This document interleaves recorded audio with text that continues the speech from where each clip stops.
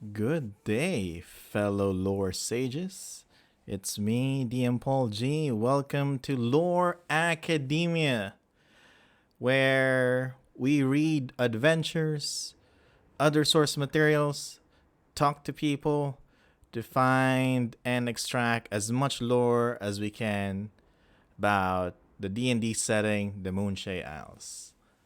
And we're here to read another adventure, which is the conclusion to the Moon-5 trilogy in the Rising Shadows storyline. So for those who are new here, Rising Shadows is like the latest event that has occurred in the Moonshae Isles, which is a setting or a place, a group of islands in the Forgotten Realm setting. There you go. I think that's the better way to put it. Hey, Ninja Girl. All right, got some people here now. So, so this is in the world of Dungeons and Dragons. For those who don't know, that this is what we're doing here. We're reading D&D adventures, and then trying to extract as much lore as we can. And right now, we're focusing on the Moonshae Isles setting. Why?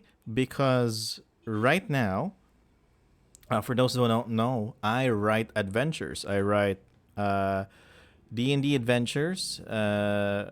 Most of them are for Adventurers League, which is the organized play system of Adventurers League. This adventure that we're about to read is also part of Adventurers League. You can definitely play it as a homebrew, and you're more than welcome to. But so it goes both ways. You can play it for organized play or for your home games. And also, I am one of the storyline coordinators for the Moonshae Isles here at Baldman Games, together with Savannah Houston McIntyre, which is super awesome, by the way. And so that's why we're trying to get as much lore about the Moonshae Isles, because it's part of my job, basically, to know a lot about the Moonshaes. And when I started this, I thought like, hey, maybe other people want to know stuff too about the Moonshae Isles. So as I do research, maybe other people can, join me, chat with me while we read stuff. And that's why we're here now. And yes, Chaos Hammer, here we go. We got some new emotes here for subscribers. There's supposed to be 5 emotes, but only one got approved so far. The 4 other emotes are still pending. I don't know why. This one, the sage question mark, got approved like right away. I don't know, with the 4 other emotes, it's taking a long time. Also, we got some more emotes coming. I don't know. I think we only have like limited slots. I don't know what, but in the future, we got more emotes. That was commissioned, so more incoming soon. But these ones, the ones that I'm excited, the first ever set of emotes that we have on this channel is made by one of our mods, Chaos Hammer. So give our fellow sage there a round of applause, because these are like retro cool. And if the others get approved, you love them. You can join our Discord if you want, if you're excited, want to find out more about the emotes that we made. Also, before we start reading this adventure, I guess I just want to share it with you as well. I was searching through, not really searching, just browsing Twitter, right? Twitch, please. Right? A good use of emote. Yes. No, what was I saying? I was browsing through Twitter, and one of my favorite accounts there is the D&D Japan, because they have like gorgeous art there. And they had, I think I just retweeted like one of their posts with like the products that they have, they're selling, that's in Japanese. And then there's like a red dragon art that is so freaking cool, right? So I went to the website, which is, I think this is it. All right, so the dndjp.com, and then I went to the tools section, and then I found some PDF files for free download. And guess what I found? I found these. Let me fix my stuff. Let me fix my stuff. We have character sheets with full art pre-generated characters, pre-generated 5e characters. Yes, and there's more. So I can't read Japanese, so if I have fellow sages here that can read, help me out. Look at that. Look at that. It's just so awesome. So we have that, and then I can't read Japanese as I mentioned, so I can't really tell you what's there. Do I need to zoom out a little bit? Let me try to zoom out more. Yeah, and then adjust it. Nope, that's it. I don't know how else to make it move. 25 there. All right, that's the best we can do. And then Nyaka, is it? Are you like trolling me, or that's really the name? Is it? Because that is both awesome and very troll-like if it is the name. Nyaka is the name? Are you sure? Alright. Anyway, so that's it. Oh, alright. And if it's your first time here in the stream, you'll hear like motorcycle passing by and dogs barking. Yeah. It's all part of, and then we have more. I'm thinking this is dwarf, right? Because the armor, or an oni because it has a horn. No, not oni. What else? What other class? Tiefling? Might be a tiefling, right? Not Nyak. And then we have that, and then so the background, other information. I'm assuming items that you may have, right? And then we have this. Oh, look at that! Is this our cleric? It's so cool, right? She like a sheep supposed to be? It is just... That was clearly a Firbolg. I'm sorry. I'm not good at this. Wait, yeah, is she a sheep? Or like a sheep folk of some sort? Anyway, let's see. Let's try to guess. Because she has +3 int. So that's not... The 3 is intelligence, I'm assuming. If the order of the stats are the same. So probably a wizard, right? Probably a wizard. This one's a tiefling? Yeah, that would make sense. High elf? Are you sure she's a high elf? Oh wow. Okay. So let's go back here. Yeah, let's try to decode this. So the stats here, this one is in wisdom, right? No. Yeah, wisdom, intelligence, wisdom, and then charisma.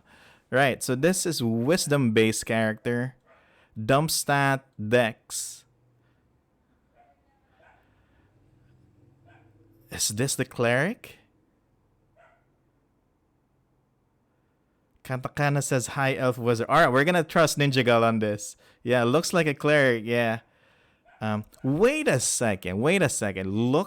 Look at the right side. Just below like the name, class, race stuff. You see like 18 -1 and then 7.5 M. Are they using meters? Oh my god. You can use meters in D&D? Is that right? Wait, 7.5 meters is 25 feet. So yeah. Dwarf, right? Dwarf 25 feet speed. Holy crap. Yeah, they're using a metric system here.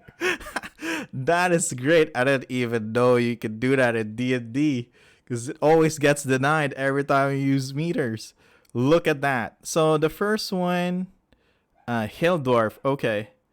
The first one has 10.5 meters for speed. So this one is what? Hiro Dwarfu. Okay. This one is Dex base. Let's see. -1 in charisma, +1 in wisdom. A ranger. 14 AC.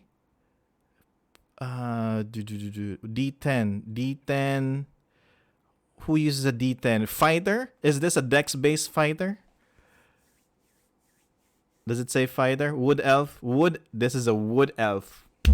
It's a wood elf. Who are we to question these character sheets, right? So this is a wood elf fighter. Yes, got that right. Nice. Okay, good thing Ninja Gal is here. All right, so we have a dex-based wood elf fighter. So this is the first one, and then we have a dwarf, hill dwarf cleric. Of course, hill dwarfs have horns, right? And then we have our wizard. This one is this a tiefling? No, this is a high elf tiefling. Oh no, high elf. This is a high elf wizard. There you go. Fika, did I get the name right for the elf? I don't know. I can't. Ninja Gal is the only one that we can trust here. And then we have, I think we have more. Do we have one more? Yeah, we have more. Oh, this is this is a rogue. Definitely a rogue. Dex base, yeah, Dex, and then charisma for deception and stuff, right? 14 AC, 7.5 meter speed, so 25 speed also. Kinder. I'm assuming this is a gnome, right? Is this a gnome? There's no names. Their class second line is their race. This is Rogu. Is this a gnome? I want to know if it's a gnome or a dwarf, because it's 25 feet or 7.5 meter speed. So D8. Yeah, obviously a rogue. Starts with 15 gold pieces. I don't know the race. It's a long one. If it's the second line is the race. First one is there. Second line is the race. So rogue halfling. Okay. Of course it's a halfling, right? Of course. And then the last one, I think. Oh, that's it. That's it. Yeah, that's the last page. So these are pretty cool, right? And I hope we can use the art somewhere, because this is, I think, yeah, it's copyrighted by Wizards of the Coast on the lower right. So these are cool stuff. This is free. If you can read Japanese, you can use them. Why the heck not? There's also like in the website, I think it's still in my clipboard. So yeah, if you they also have other pre-gen stuff there that you can see. And then I didn't download, but I think there's also like an adventure there included. I think it's the Stormwreck Isle adventure. I'm not sure. I haven't downloaded it yet. I guess we should download it. I guess we should, and then open it, because let this thing hijack our stream. So this is the adventure that it comes with. Do you have a link to your Discord? I think you mentioned one, but I can't find it. Yes, there we go. Yes, so you can join our Discord here. Thank you for that. So this is the, on the right side, this is the character from the animated series, right? It is, right? The Cavalier, right? This is the one. It is. I think it is, because this is it's the same art style. No, not the same art style, but it's the same. It looks the same as the guy from the animated series. Yeah. So this is the this is Stormwreck Isle. Yeah, because the old one, the 80s D&D with the dungeon master and I forgot the name of the enemy. The one horn guy that fights off Tiamat. Right? Is it Valkyr? Val something? I forgot. Do you have that? You have this is so epic. Too bad I can't read Japanese. Alright. Oh, that's it. And then the pre-gens.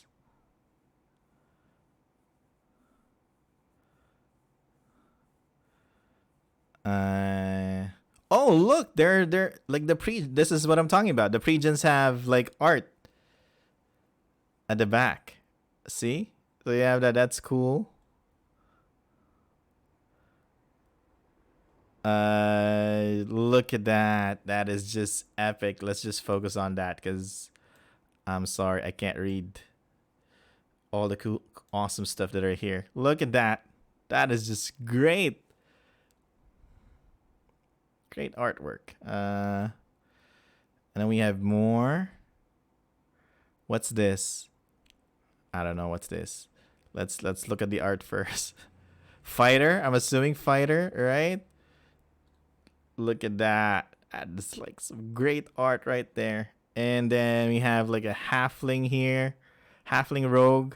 Oh, it might be the same stats, actually. Oh no, there's 5, so there's more here. And then you have this. This is the last page. Ah, look at that cute owl. All right. I'm going to Japan next month. Let me know if you want me to buy you anything. If you I'll make a list. I'll make a list.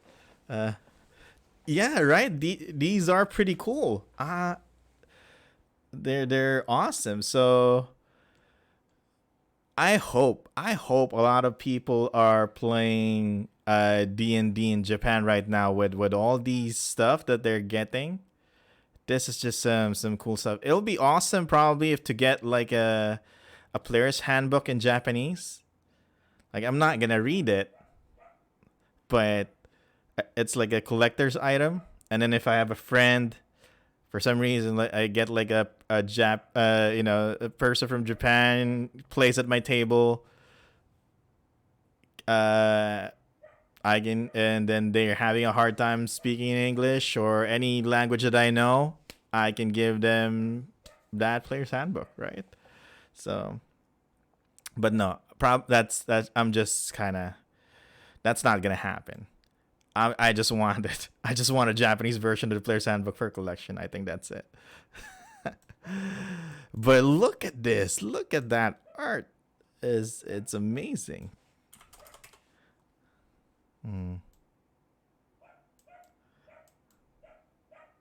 There. Yeah, where the art budget went. Yeah, so that, check out the website. I'll post it in, I guess I'll post it in Discord also, right? I'll just post it in general.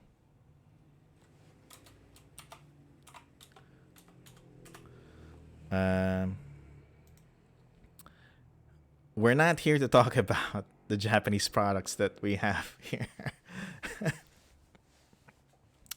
But we did. Yeah, it's definitely kaiju's, right? So I love the art style here. But we're here. I know. These are all cool and stuff, but we're here. Thanks, Ninja, for alerting that there's a stream. Thanks. We're now done with this. We're going back. I know it may not be as cool, but we're going back to our Rising Shadows. Because this one, not as cool because it's not in Japanese text, but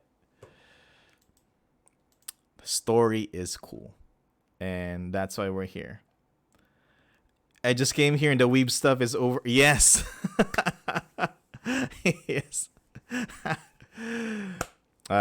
You just have to watch the VOD or go back to check YouTube later. Because we got some work that needs to be done, right? As fellow sages, we need to know more about the Moonshae Isles. And looking at our... Yes, we only have one emote that got approved. The other 4 are still pending. So you have to wait.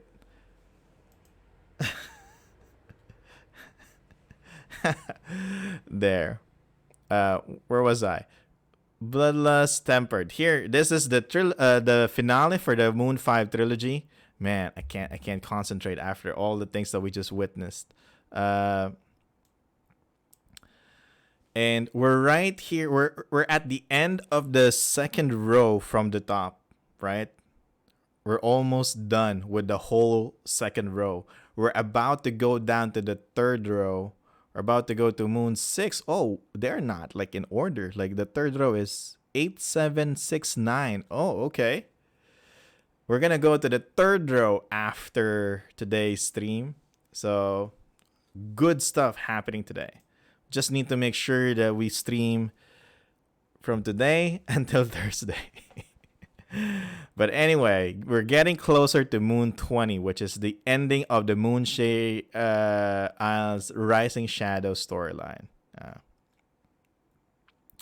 So 6 is following up 4, which is about dwarves, right? No, 3 is the one. Moon 3 trilogy is the one about dwarves. Moon 4 is, you know, that Fae encounter with Lady Eliza Derzen from Snowdown, making a pact with Granny, going to the Durnal Forest, all that stuff, and then the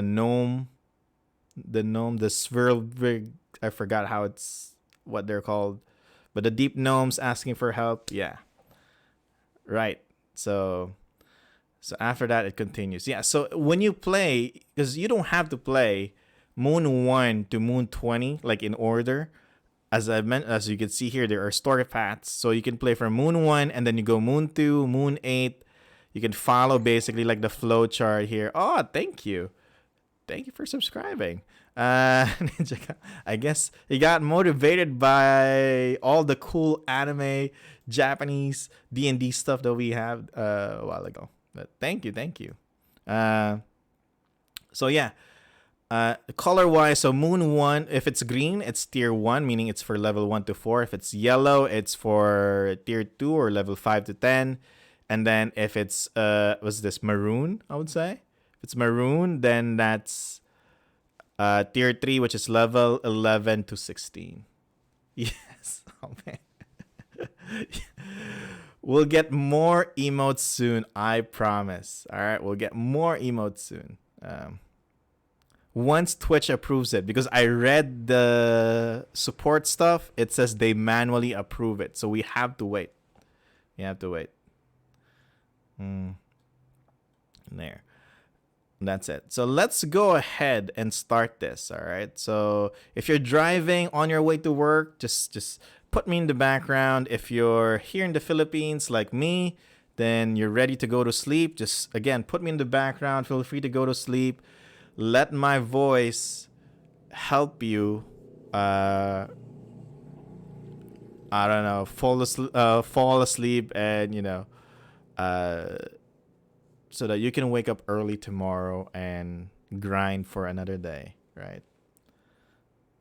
Okay. Favorite was the elf cosplay as a goat tiefling. It's a high elf, mind you. Where's your ASMR tag? Not yet. Maybe I should put that, you know. Anyway, here, let's do this. Scrolling down. If you're new here, again, what do we do here? We read adventures, we extract lore from the things that we read, more specifically for the Moonshae Isles, because again, that's part of my work as a Moonshae Isles storyline coordinator for Baldman Games, or BMG. And right now we're reading the final adventure for the Moon5 trilogy, Bloodlust Tempered. Excuse me. All right, so let's go start this. With the Marauders gone, peace returns to northern Alaron. But somebody brought the Reavers across the straits of the Moonshaes to Alaron. They need to be stopped before the recent troubles become nothing more than the vanguard of something worse. Part 3 of the Tides of Blood trilogy, set in the Moonshae Isles, and brought to you by Balman Games. Yay! Written by Stephen Rowe. I'm excited. Let's see what's gonna happen, because I know obviously there'll be a lot of spoilers if you're here. I know we're about to fight like the leader of the Guardians of the North, right? I think that's what's about to happen. So let's go ahead and skip to the adventure primer. The harder a man feels compelled to be, the weaker his ego is. Wow, I'm not even gonna attempt to say the name of who said that. Okay. The harder a man feels compelled to be, the weaker his ego is. That is some deep stuff. I'm trying to process that sentence. Wow. The harder a man feels compelled to be. Okay. Okay then. All right. Good start. But again, remember, if you were here last Thursday, when we read MOON5-2, which is called, what was it called again? Bloodlust Contained. That one is a S tier adventure. The writing, the information that's there, how it was designed, it's a really, really good adventure. So, I'm not expecting all adventures to be that good, but I'm just saying that this adventure, it's the adventure before it was pretty good. So the expectation is a bit high here. If a man tries too hard to be hard, it's really made of glass. I don't know. Yeah, feel free to decode and understand what the quote here means. But it sounds deep. I don't know if it makes sense, but it sounds deep. Anyway, let's start this adventure background. When a small tribe of gnolls began pillaging territory routinely sacked by reavers, the Northlanders decided to remove the competition. As the last bestial warrior fell, a magical ring of yellow teeth appeared on his hand. Oh, I think this is something new. The first reaver to claim it was cut down by the second, beginning an hours-long bloodbath as the Northlanders fought over the prize. Scory Borson emerged as the victor and sole survivor. Oh, this is like a flashback episode. Okay. So this was Scory Borson becoming who he is? Is that what I'm thinking? The sentient ring contained Korash. I hope I'm pronouncing that right. And then an ancient fiend who served the demon lord Yinogu. Korash was unfamiliar with humans, but Scory's lust for violence impressed him. The two formed a pact. Oh, is he a warlock now? Scory gained supernatural power, and the Korash gained insight into human nature. At Korash direction, Scory started the Guardians of the North cult under the guise of a sect of Tempest worshippers. All right. The cult promotes traditional Northlander values over, I'm not sure if that's values, over folk cultural encroachment. They claim to be about ideals, not ancestry, though they clearly assume Northlander culture is superior. The authorities suspect there's more to the cult than it lets on, but they don't have enough evidence to confront the Guardians of the North directly. All right, this is the flashback episode of Scory.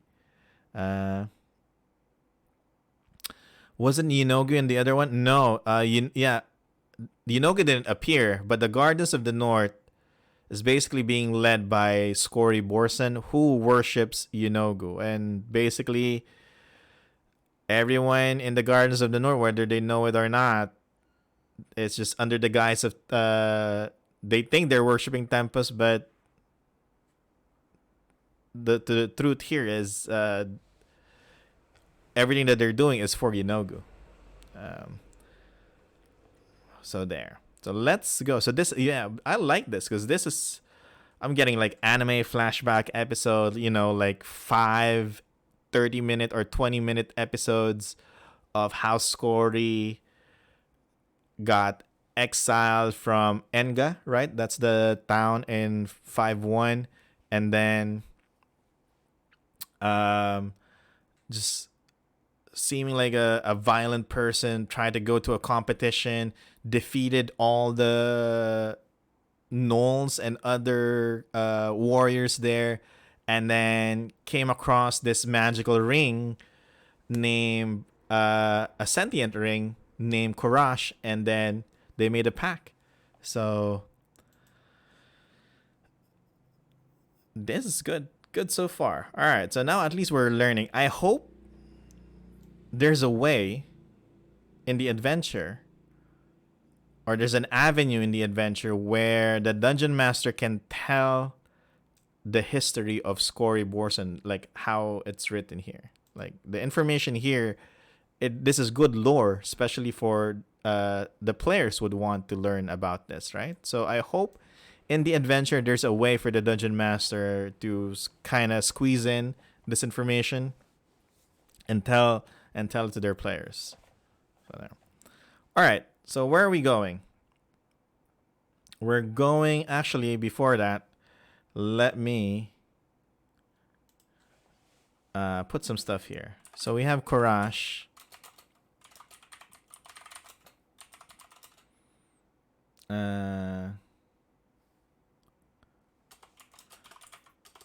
An ancient fiend who served the demon lord Yenogu. Last bearer, current bearer. As if I'm already expecting that Scory will die. Current bearer is Scory Borson. Okay.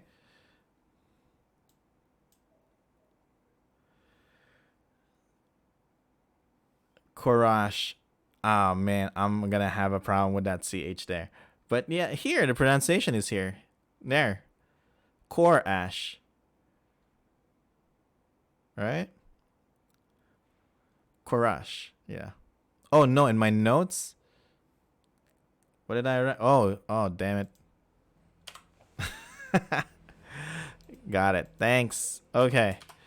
And then Anvil is the small rocky island, is the power center for the Guardians of the North. They claim a fortress temple constructed long ago by priests of the war god Tempest for their base of operations. All right, so Anvil is an island base of the Guardians of the North.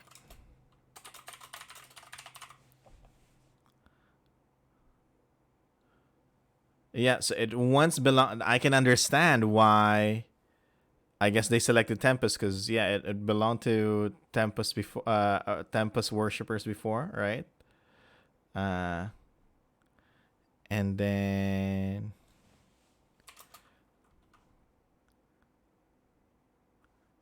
a fortress temple constructed. Maybe I should just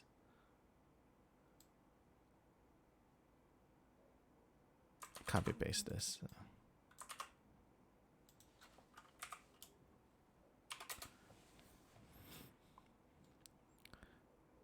Actually, if we need in the future, if we're writing some Tempest centered adventure, we can use this location. Actually, one good lore here is that, remember, in the Moonshae Isles, majority of the citizens here worship the Earth Mother. Like if you're in the Philippines and like Christianity is kind of like the main thing, or like majority of the people are like Christians, it's kind of like the same here in the Moonshae Isles. Like 80% ish of the people here in the Moonshae Isles worship the Earth Mother. All right, which is again a primal spirit of the land, and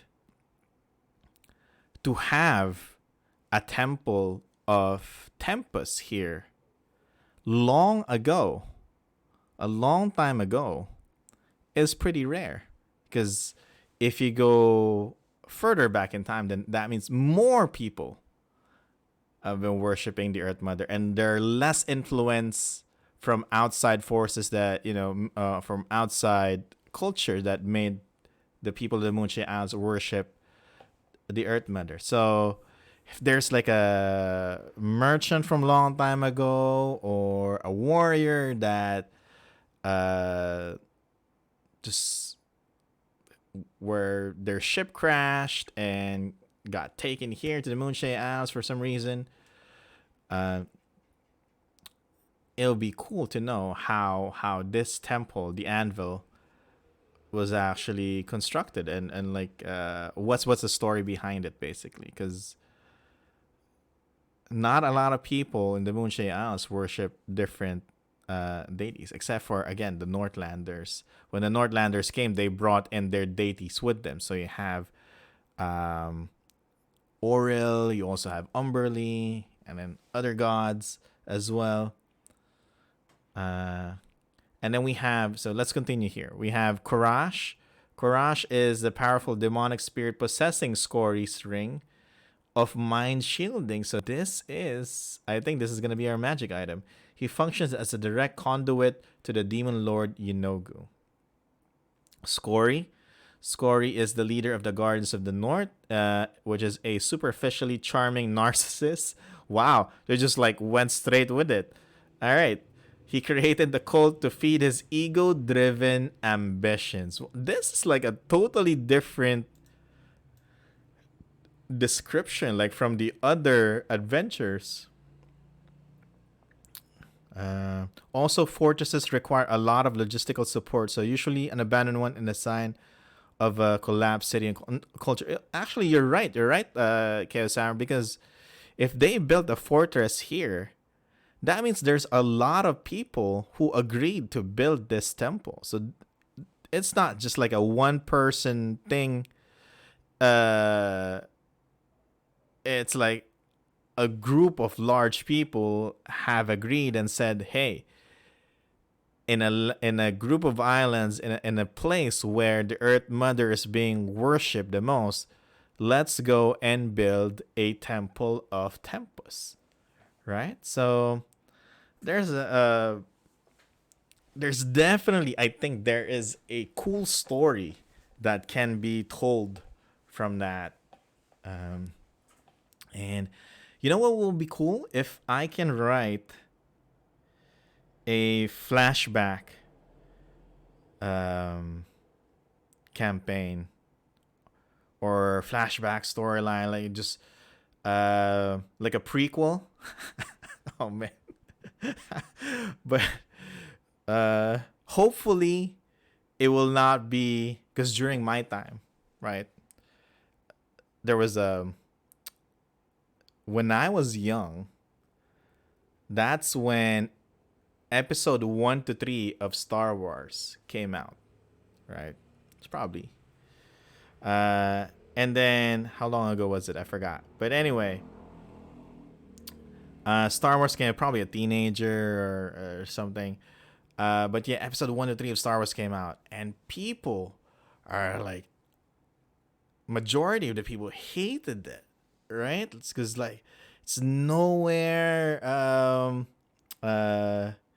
Like the story is so different from like the original trilogy of Star Wars, and there's some like and then Jar Jar Binks, and then there was some issues with it, and then how Anakin was portrayed, and all that stuff, right? But I loved it. But I'm okay with it, and then now that we have more Star Wars shows coming out, like The Mandalorian, Kenobi, all that stuff, and us who actually grew up liking 1 to 3, now we're starting to tell everyone that we love 1 to 3. But now we hate the last trilogy, 7 to 9, right? So, what I'm trying to say here is if we do like a prequel storyline, I hope people will like it. All right. Because they will say, yeah, this is not how it was in Rising Shadows. This is not really how it happened in fourth edition. And then how come you're writing like 1,000-old, storyline, 1,000 years before the current date or the current events, right? So, but I don't know. I think that'll be fun because there's a lot of stories from the past or the Moonshae's past that's I think will be super super fun to play. And to be honest, I think, should I say it? I don't think any of my, because I run games for friends and stuff, and one of my campaigns is just that. It's like at the beginning of or during the era of the first High King. That's basically the theme of my game. So it's set in the Moonshae Isles, and my players don't know. They know that they're in the Moonshae Isles, but they don't know the timeline. So I hope they're not watching this. I doubt they're watching this, but they don't know the timeline, and but it's basically before the High King Kim Rikyu came to power. So that's kind of like, they're kind of like my guinea pigs. So if the experiment is a success, if it's all good, then maybe in the future you'll see that. So things to make the something to make it interesting, and hopefully it can happen. Oh. Anyway, going back. Yunogu, also called the Null Lord of the Beasts and of Butchery. The demon lord Yunogu delights in hopelessness and savagery, and he pushes his servants to ever greater atrocities, and only the strongest of them survive. All right, so we have like a survival of the fittest kind of demon lord. So we're not gonna write that because we wrote Inogu before already. Hello everyone, I came through the hole, points at the giant hole in the wall. Hey, welcome.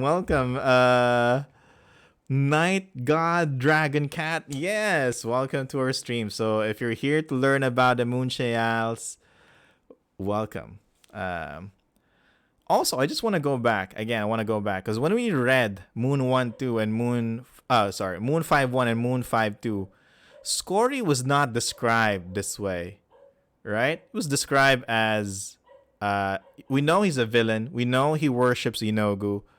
We know that he's the leader of the Guardians of the North, but they don't kind of like describe him as this like jerk type of person, right? Like a superficially charming narcissist, and that he created his cult to feed his ego-driven ambitions. Like, that's not how he was described. But now, I think as part of writing this adventure, you're kind of setting us up, making him feel like this guy's a jerk because this is the villain. So we want you to hate him. Okay. Yeah, that's what I think. Probably that's not the intent, but how it was written, I think that's where it's going. And it's also, if it's not intentional, that is a technique that you can use if you're writing an adventure, right? You have a villain, you want to hate, you want your players or your dungeon master to hate this person to make sure that, especially if you want this as an NPC to die at the end of your session or adventure, then you start describing that person as, not fun, basically. Something that you don't want to survive at the end of the session.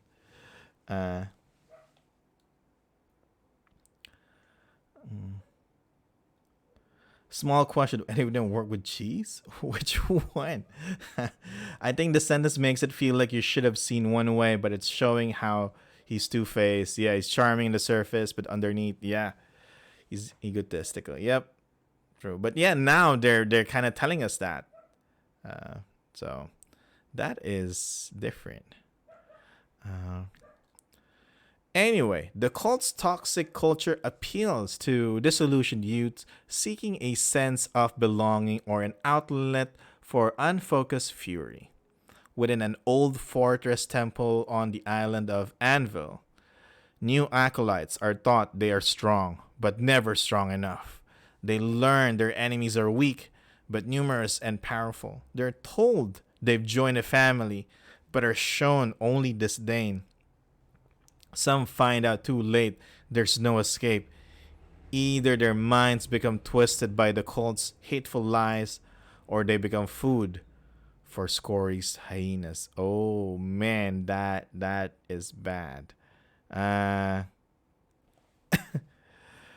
Series. I think we know this already. Like, if you play, you should play the trilogy in order. But if you don't, then this section tells you how to run it.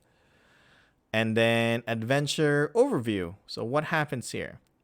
In part 1, there are 4 parts in this adventure. Part 1, the characters are asked to infiltrate the Guardians of the North cult.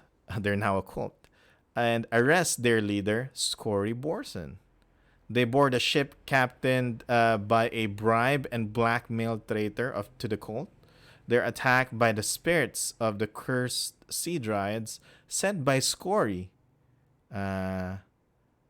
Sends to test newcomers. I think that's not me reading it wrong. I think that's a typo. Okay. We're going to skip that. Part 2. The characters arrive on the island. They meet other acolytes and might find clues while delivering the ship's supplies throughout the fortress temple. All right. It's getting interesting. Part 3. The cult seeks to indoctrinate the acolytes, and there are many paths to gather evidence and undermine Scory, but it's difficult to right every wrong. And then the last one is, if the characters don't confront Scory on their own terms, the leadership of the cult eventually exposes the traitors in their midst. The balance of power in the inevitable conflict depends on the character's prior actions. Okay. And then you have, thank you for the follow, adventure hooks. So again, if you're playing this adventure, you play the previous one, or you just, you have a home game, or you're playing a different campaign, and you want to bring your characters to the Moonshae Isles and play this specific adventure, then definitely you can use these adventure hooks, right? Okay. Oh, but there's something different here. I want to read. Let's read it. The basic dogma of the cult is public knowledge. Give the players Appendix 3A. Allow the players time to read the handouts and familiarize themselves with what their characters know of Scory and the Guardians of the North. The characters board the Justly Scorned, a ship carrying a fresh batch of acolytes to Anvil. All right, that is important. Where do I put that? I guess I'm just put it in lore. Justly Scorned, a ship. Let me just copy paste.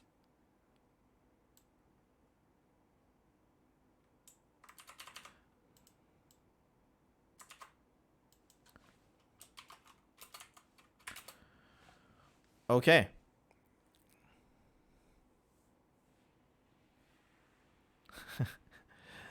The justly scorned sounds like a captain that doesn't quite like their ship. Yeah. Anyway, so this is the justly scorned is a ship carrying a fresh batch of acolytes to Anvil at the town of Norhelm in the Jarldom of the same name. For a map of the Northern Aileron, see Appendix 1A. And the Isle of Anvil is purposely not marked on the map to keep the location vague. I love this. Who wrote it? Stephen Rowe? Good job. All right. Or whoever came up with this idea. Because let's look at the map. Let's look at the map. So this is Aileron, the Isle of Aileron. We are on the we are at the northern part of the isle in the Jarldom of Narham. So a Jarl rules this area. And then we start here at the town of Narhelm. But the adventure says that the isle, or yeah, the island of Anvil is not marked on this map, right? Because it's supposed to be a hidden base. But technically, all right, if you remove all the flavor, adventure, and everything, the reason why it's not marked on the map because this is a new location that they just came up with. So it's not gonna be in this 4th edition map, right? It's not gonna be here. But they found a way to make it interesting in terms of they added flavor to this logistics problem of a location that's not on the map. They're telling us that it's not on the map because it's a secret base. That's why you're not gonna see it there. So that is a good way of solving that adventure logistic problem, right? Of having a pre-made map that you're supposed to use. You have a new location, but obviously you can't edit the map because it's already been made. It's made from the previous edition even. So how do I explain that to the dungeon master and the players that in this map, this location does not exist? All right. I tell them that it's a secret base. So, good job. Anyway, where were we? If the characters want to buy supplies, prepare different spells, or make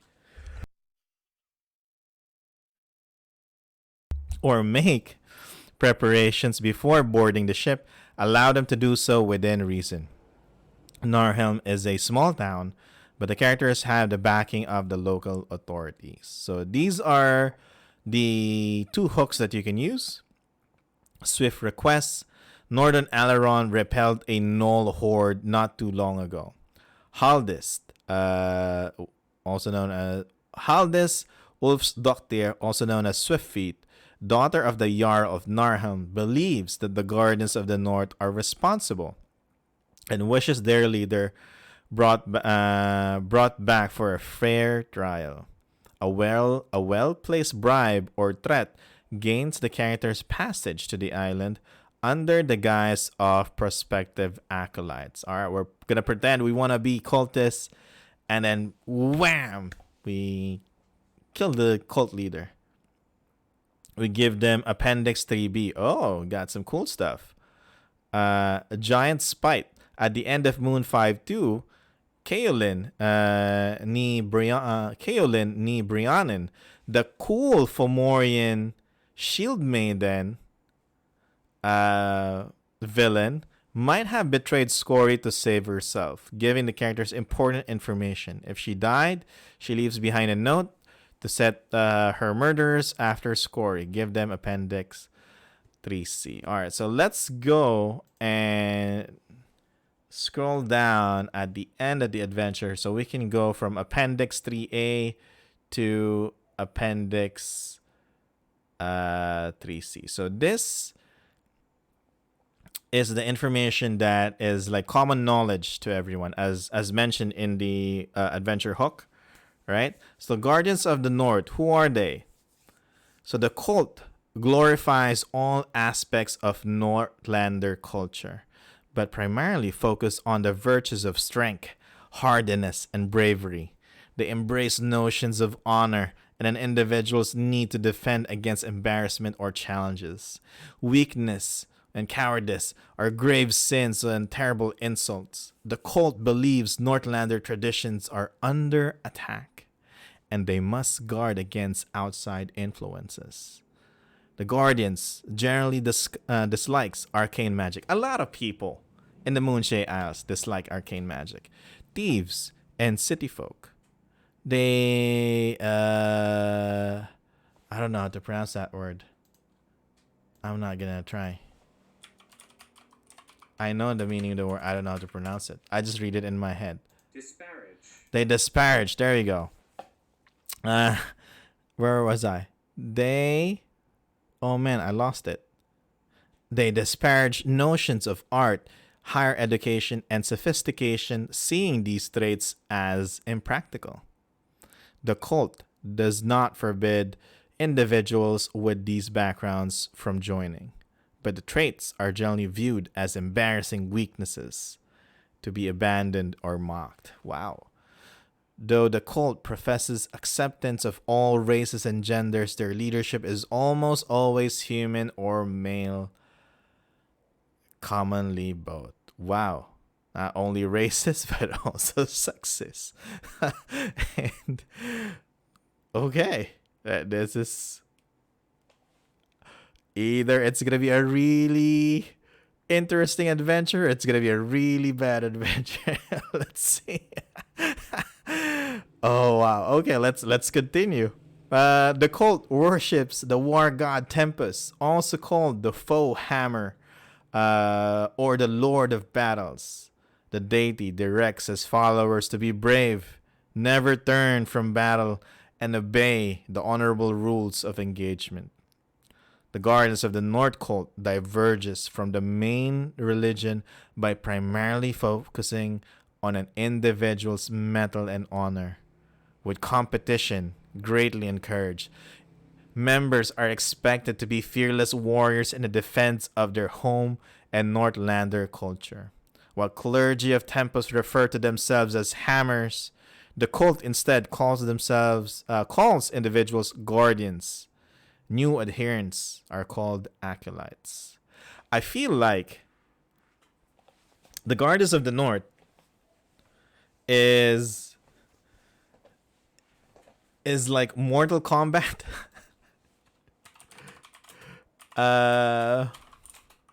What's the name of this guy? I'm trying to find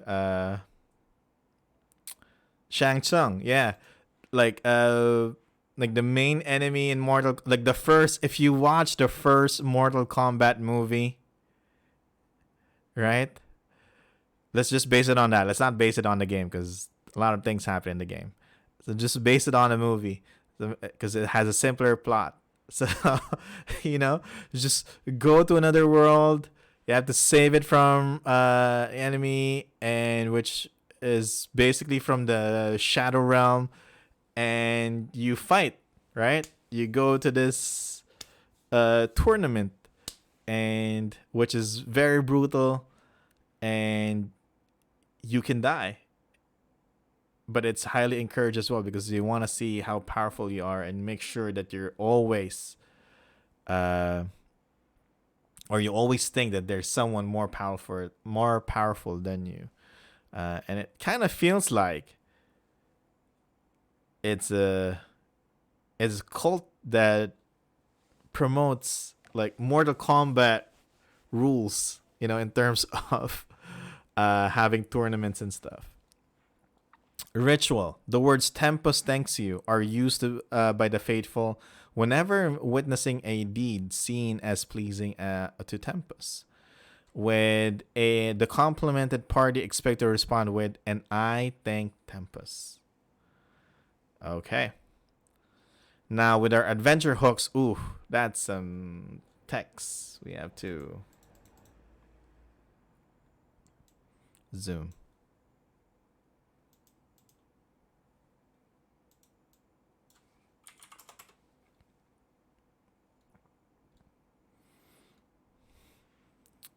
Okay.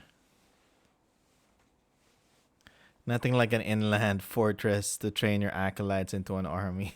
Enter the dragon. Yeah, yeah. You know what? Yeah. Uh, my friends. So this is one of the letters that we get for the adventure hook. So this one is from Haldis Ulf's doctor. My friends, I already owe you a tremendous debt, but I fear there's no one else I can trust with this delicate and dangerous task. I've received confirmation the Guardians of the North are indirectly responsible for the death and destruction in recent months. Specifically, I suspect their leader, Scory Borson, is pulling the strings at a distance. I know not why, have no solid evidence, and the Tempest worshipping cult is an entrenched politically influential force. Wow, that's like, I think Scory is the reason for all the bad things that happened in the recent months, but I have no proof. That's what she's saying right now. The temple fortress on the island of Anvil is too well defended for anything short of a full military assault. We cannot risk martyring. Right? Is that the word? We cannot risk. That is martyr, right? Martyring their leader. There we go. Yes, we cannot risk martyring their leader. Not to mention, however, many innocent fools he tricks into dying for him. They use the island for training new acolytes. But the gods, now like the Mortal Kombat, Mortal Kombat. Just keep hearing it in my head. But the gods only know what else. We need someone martyring. A martyr. This is from the martyr is the word, right? I'm assuming that's.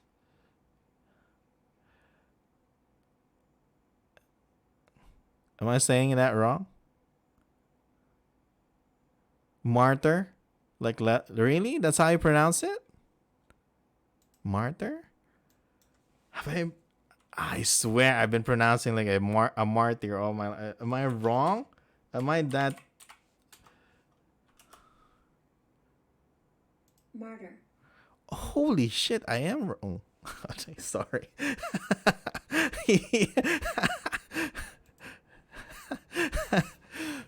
I am wrong. Yeah, I just googled it and yeah. I've been mispronouncing it all my life. Yeah, but in PH accent it's martyr. Yeah, right? I've been pronouncing it as martyr all my life. Wow. I learned something new. Not the definition of the word, but how to pronounce it. Never knew. It was martyr. Yeah, it's martyr. Okay. And then if I pronounce it martyr here in the Philippines, everyone is just gonna laugh at me. But all right. If they're wrong, they're wrong. Okay. You got the correct pronunciation. Okay. Where was I? Holy crap. That's something new.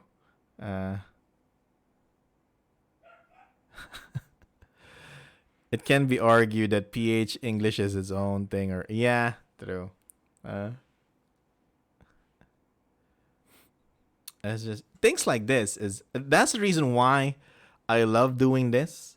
Don't get me wrong. I mean, I'm exposing myself, letting everyone know how dumb I am, but at the same time, which is funny, but at the same time, I'm learning so many new things that I wouldn't expect that I would learn while streaming and just reading stuff.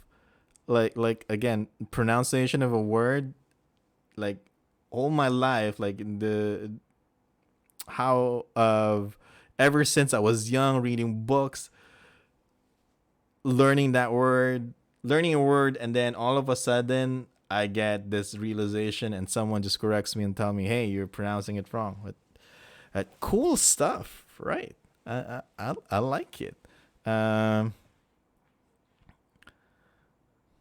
let's see if there's anything else we can find. But no, this is this is it's funny and amazing at the same time. Um, Anyway, going back, need to focus. Need to focus here. We're not yet in the adventure. We're just on the letters. Um, they use the island for training new acolytes. All right. But the gods only know what else. Huh? We need someone to infiltrate the cult, gather evidence against Scory, and bring him back for a fair trial. I fear anything less risks pushing more people towards the Guardians, and perhaps even another civil war. Please go if you are willing. Should Borson or any others prove worthy of arrest, you are fully empowered to act on the Jarl's behalf. Oh, alright, nice. Our agents discovered the captain of the Guardian supply ship, one Dag Colden, was a Northlands reaver and wanted for a number of crimes. A combination of amnesty and bribery was sufficient for him to provide transport and vouch for you as prospective acolytes. So this is the captain of the justly scorned. Though I warn, take care. If the need was less dire, I would never dare to trust a traitor. Sincerely, Haldis Ulfsdokter. Okay. And then if we use the other hook, the second one, we get Kaelin Ni Briannon's betrayal. We have another letter. To whom it may concern. Should you possess this correspondence, it is likely I am dead. Regardless, you reading means I have failed my queen, Queen Koname of Vortomil court, a Fey queen, and I can only presume your responsibility. Maybe you are one of the many enemies, an opportunistic betrayer, or simply some righteous pawn of fate. In the end, I suppose it matters little. I realized the risk of my ambitions long ago. However, I adamantly refuse to accept disappointment if far more arrogant and small-minded cowards are allowed to prosper. Had I known Scory Borson better, I never would have entered an alliance. I know she really hates Scory from the previous adventure. Scory is weak, and like many fragile men, he only imagines himself strong. That's right. Man, I really love what's her name? Keolin. Keolin, like even here how she's written, she's badass. I love her. He hides on the Isle of Anvil, surrounding himself with malleable sycophants. His so-called guardians of the North defend him, but I suspect are more to protect his fragile ego. Even when she's dead, she like insults Scory. I must also give a warning should you venture there. I presented him with one of the coral skulls of the Ocean Sisters as a gift. Oh, hello. Let's type it here. Coral skulls of the Ocean's Sisters. What is this? At the time, I believe it a meaningless gesture, but he somehow managed to summon and bind the spirits of the Shadow Curse Sea Dryads. Oh, Scory should not have been capable of this, and I suspect a hidden power is behind him. I've seen visions of a fang fiend running in the wake of a laughing, emerald-eyed demon, but do not know what it means. Perhaps you wisely ask, why would I betray an ally with no clear gain? Maybe, uh, maybe it is spiteful and petty, but the repulsive brute deserves far worse. I hope he suffers, but not with simple pain or death. Rather, I pray his lies are all exposed, with his weakness put on display for all the world to see. Written by Kaylin Nee Brianen. Gesture? Where was that? Where is that? What did I say? What stupid thing did I say? Gesture. Oh, right. Yeah. That is how I said it. Yeah. Gesture. Yeah. I know that gesture is the correct pronunciation, but I don't know why I keep saying gesture. Anyway, before it disappears in my head, Coral Skulls of the Ocean Sisters.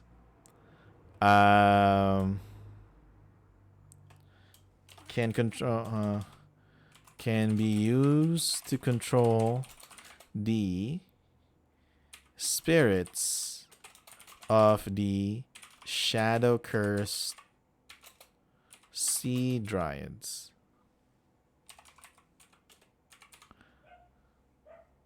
It's like GIF. Yeah. Which I spelled wrong. Dryads. This is another cool item that probably we can use in the future, right? We'll see what happens to the coral skulls of the Ocean Sisters. I'm guessing we're gonna fight the dryads. All right. Okay. And that's it. That's for the adventure hooks. We're not even in the adventure yet. We haven't started reading the adventure.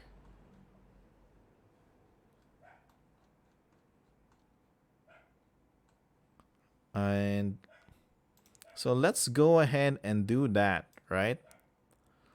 Part 1, Welcoming Community. All right. The adventure begins on board the Justly Scorned. So this is where we start. A small sailing vessel transporting supplies and new acolytes to the Isle of Anvil. And this ship, Haldus Ulfsdoktir, has given Captain Dag Colden amnesty and a bribe to ensure that he transports and vouches for the characters. The voyage will take a few days, giving characters ample opportunity to make a plan for apprehending Scory, ask questions, and meet a prospective acolyte. Dag Colden is a former Northland Reaver, and now one of the Guardians of the North. I don't know if that's better or worse. I think that's worse. However, he cares only for his own self-interest. Oh, I like this person. The ship's crew are 3 ex-Reaver bandits, all nominally loyal to Dag. The characters are joined on board by Ingrid Osmond. I should be writing these names. I don't know why I'm not writing them. So we have Dag Colden, Northlander, captain of, what's the name of the ship? Justly Scorned. And then we have Ingrid Osmond, an acolyte desperately hoping to find redemption on Anvil. All right. And a Guardians of the North acolyte.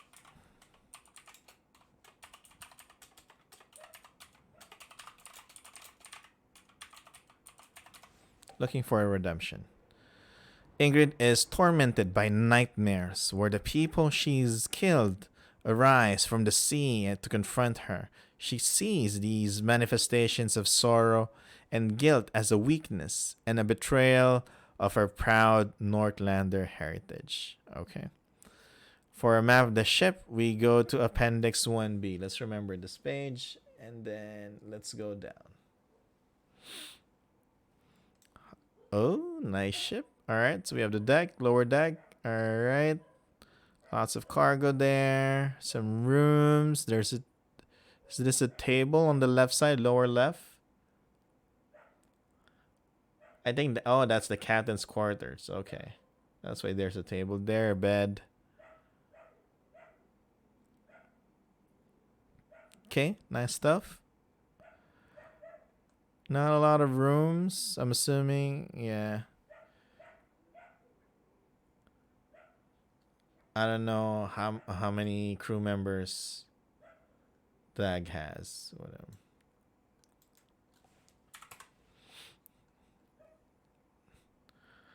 Developments. Probably 5 to 10, yeah.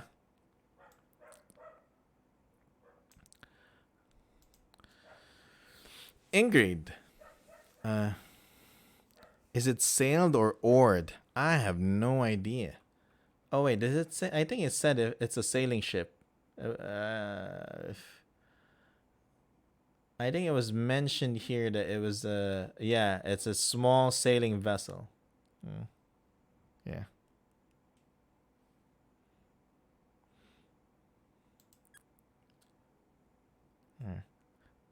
By the way, I have zero knowledge, close to zero knowledge about ships and stuff. So when you say oar, what does that mean? It doesn't use sail? What does it use?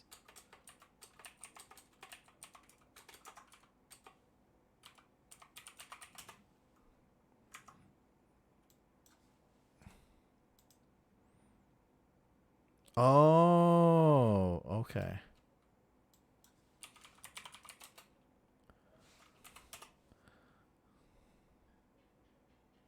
Like a paddle, right?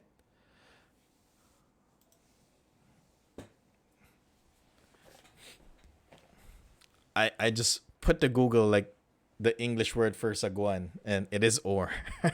Yeah. So it's like a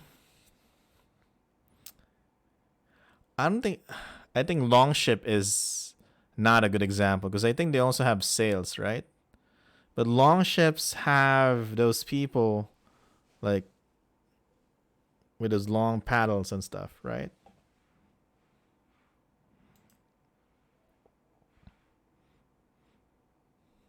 That's what I'm thinking.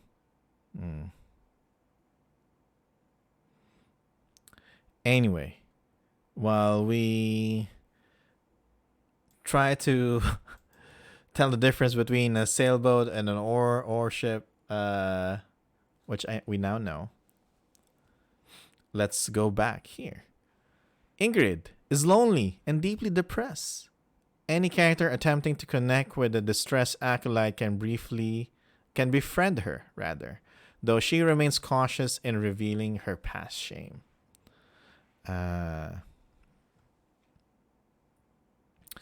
Dag is a grizzled half-elven man with deeply lined tan skin, short trim gray hair, and careworn clothing. He is supremely cynical and truly imagines everyone else is equally self-interested. Though Dag is technically a member of the Guardians of the North, he was never really a believer. He's not evil, but Dag is always willing to turn a blind eye if there's profit in it. This quote, people only act noble because it makes it easier to lie later. Oh, I like that quote. I like that.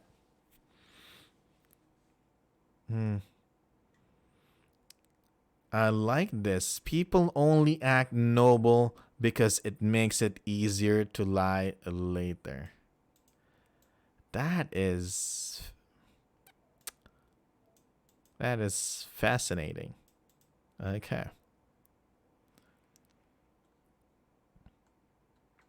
Role playing Ingrid.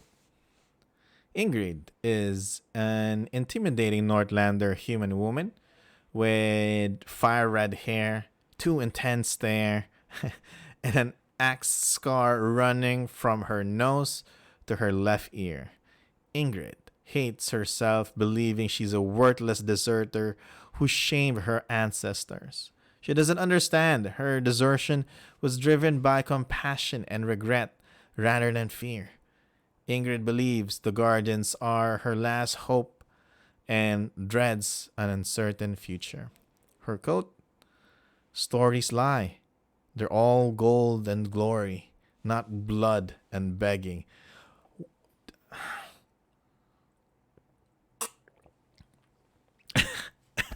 Who wrote these things? These lines are good. I mean, some of them have a lot of depth, but these lines are. Is Ingrid the true believer? No, no, no. She has a problem. She believed that she's like um she believes that she has a problem, right? She deserted whoever she was with um because actually I don't understand. No, but no, she wants to go to the Gardens of the North to see if that's like the last place where she can kind of find redemption of some sort, right? Hoping to find redemption on Anvil here. She's tormented by nightmares where the people she's killed. So she killed a lot of people and then she left, right? She's feeling guilty after killing those people. I think that's it. She sees her manifestation as guilt and guilt as a weakness and a betrayal of her proud Northlander heritage. Okay. She's not a guardian yet, no. She wants to become an acolyte of the Guardians. Yeah, acolyte is a guardian title, yes. Yes. She wants to go to Anvil. We're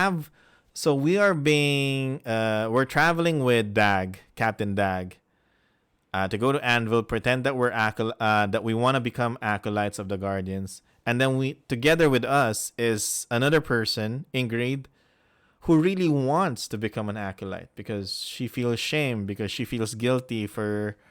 She starts feeling guilt about those that she killed, and she thinks that that's not very Northlander of her. So she thinks that their guardians can save her from that. Renegotiation. As an optional interaction encounter, Dag might try squeezing the characters for more money by threatening to turn them over to the Guardians of the North. I like this. However, Dag can't risk Scory discovering his betrayal. With an insight check, the characters can logically reason that Dag's threats are empty. He's actually too scared of Scory to double cross the characters. And some development. If Dag's threats can be ignored or turned back on him, a intimidation check scares Dag into betraying the cult further by sharing stories about the cult leader's time as a brutal Northland reaver. Okay. Remember, Scory is not really a Northlander. Okay? He's folk, like 2F. It's a folk heritage. But he was exiled because he killed someone in the town of Enga in north of Alaron. And then he was found by these Nordlander reavers. And then he went into some competition, as we see in the background section. And then now he turned into a Yenogu worshipping cult leader that is disguised as Guardians of the North, who worships Tempest and aims to make the Northlanders go back to their roots. Okay. So what's the story? Box text. We were both reavers, but Scory had a bad reputation. even by our standards. I heard once he beat someone's skull in for laughs and bit another reaver's face off. He bit the face off. Wow, that hurts. These were worse tales. There were worse tales. It got whispered he went knoll hunting with most of his ship's crew, but only he came back. They said he was covered in blood, like been swimming in it. Oh, now we get the order of like events here. So, Scory, right? I forgot what was his name. He has a different name in previous adventures. But Scory killed the person. Scory is a folk. Killed the person in the town of Enga. And then he got exiled. And then he was found by Northlander Reavers. And they start pillaging, killing, all that crazy stuff. And then they went on a knoll hunting expedition. And all of Scory's crew members died. Except, and then he's the only one that survived. And I'm assuming that this is the part where he found the ring. This is where he found Skorash, right? And then after that, he built the Guardians of the North. Okay. If the characters succeed by 5 or more in intimidation, Dag becomes more afraid of them than Scory and is determined to gain their favor. He warns the characters that the cult tests new acolytes with ghosts who guard the island. Usually, he and his crew abandon ship to avoid the danger, leaving the new acolytes to face the threat alone. However, he's willing to stick it out with them to prove his loyalty. He also becomes willing to testify against Scory at his trial in Narlhelm later. Abandon ship. Dag knows what's coming and has no desire to face it. Plus, he knows the cult reimburses for any damage to the ship, even if he inflates the cost of repairs. Oh, they're rich. It has been a short voyage aboard the Justly Scorned, but the island of Anvil is now in sight. The shore is ringed by sharp rocks and thick floating seaweed. The gray walls of the Guardian's Temple fortress taking up most of the land. Suddenly, without explanation, the crew starts loading themselves into the only available rowboats. If questioned, Dag gives a flippant and well-rehearsed response saying any real Northlander would take the wheel without a second thought. If pressed or threatened, he explained he's only following Scory's orders and can't raise suspicions. However, the characters can easily tell Dag and his crew are terrified and want to get far away from the ship as possible. Isn't it more dangerous if you kind of go on a boat? If you get attacked by like sea creatures, right? Dag can be convinced to stay with the promise of money or favors and also with a persuasion check. The threats of a successful intimidation check rather.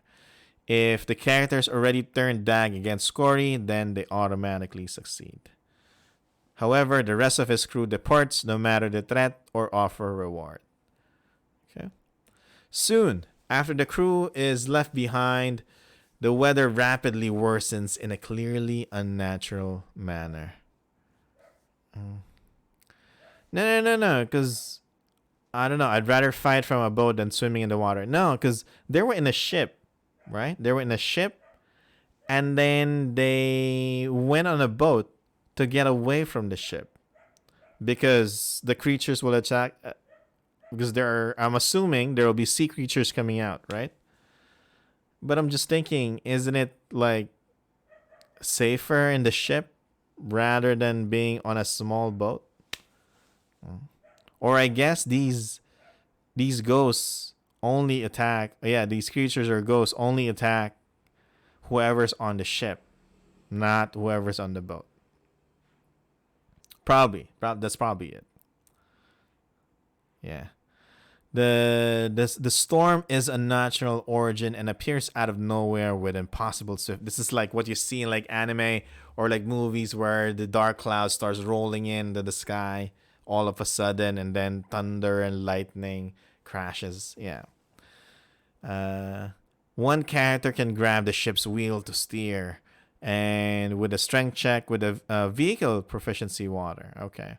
Other characters can use the help action to give advantage on this check by potentially working. Okay. All right. We have that. Or if Dag is here, he can sail the ship automatically. He succeeds. Okay.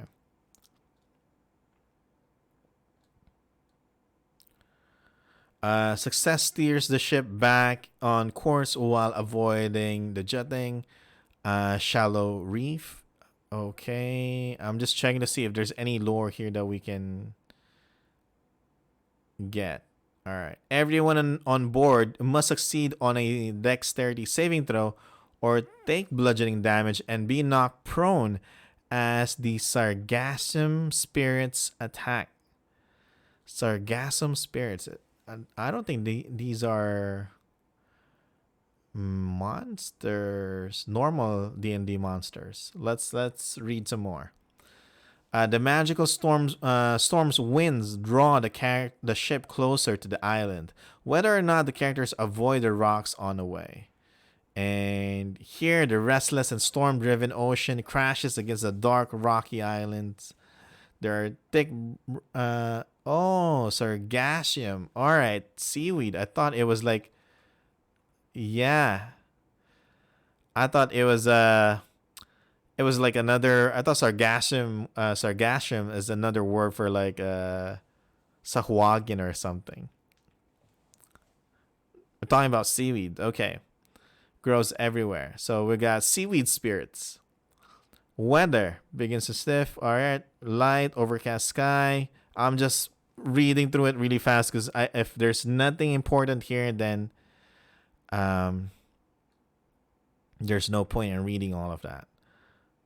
And then seaweed, as long as the sargassum spirits are attacking, the patches of seaweed around the ship function as if under the effect of an entangle spell. Oh, that's nice. The massive brown-green sargassum floating on the surface ripples with the storm's crashing waves. The ship begins to slow as it enters the thick growth, and a powerful stench of rotting plants and fish fills the air. What is a good example of a rotting plant smell? What does a rotting plant smell like? Because rotting flesh, you can easily imagine that, right? If you have like meat that's been exposed like for a long time, salad in your trash, been a couple of days. Is it because I don't eat vegetables a lot? I can't imagine what bad salad smells like. Spoiled rice? Oh. See, like my Filipino brain all of a sudden like turned on the switch. All right. Yeah. I get it. Okay, yeah. That could work. Okay. I don't know what spoiled rice smells like. That's what I'm saying. I don't know what like bad salad smells like because I don't really eat a lot of vegetables. But yeah, somebody says spoiled rice in chat. Yeah, all of a sudden it clicks and makes sense. Okay. Where were we? Translucent spirits fly effortlessly up through the water and weeds. Their limbs and necks appear to be broken at uncomfortable angles, as if purposefully snapped. The spirits begin singing out in a Fey tongue, but instead of being muffled by the storm, their sorrowful voices weave together with the wind and waves into a mournful harmony. Okay. So these seaweed spirits are wraiths, basically, and each of them commands 3 reef sharks. So we have 3 sargassum spirits, and each one commands 3 reef sharks. So that's 9 plus 3 more. So that's 12 monsters that you have to fight. The spirits are under orders to humble, not kill the prospective acolytes. Okay. I don't think so. No. I don't think the sharks are spirits. No, because it uses the reef shark stats. It's just the spirits can command sharks. That's it. But that's still like 12 monsters that you had to fight. Any character with a passive perception 15 can see the seaweed is growing and moving like a living creature. Okay. If the vessel was damaged by the rocks, anyone on the main deck can automatically see the plants entering through the cracks as the ship takes on water. Nothing like a fake fight with real sharks, yeah. So we have adjusting encounters. And then tricks of the trade. Okay. Let's read through this because there might be some information about Dag and Ingrid. So Dag is a good option for groups with no sailing ability. If Dag is aboard, he automatically succeeds on a check each round to mitigate the weather hazards. Okay, and then how about Ingrid? What will you do? The NPC acolyte journeying with the characters is a formidable warrior, but the spirits specifically dredge up her trauma.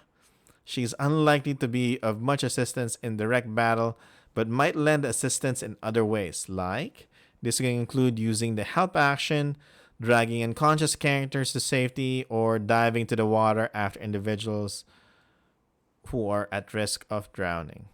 Okay. Okay, so just the techniques of the enemies. Okay, so we can skip that. Fey spirits. This one I want to know.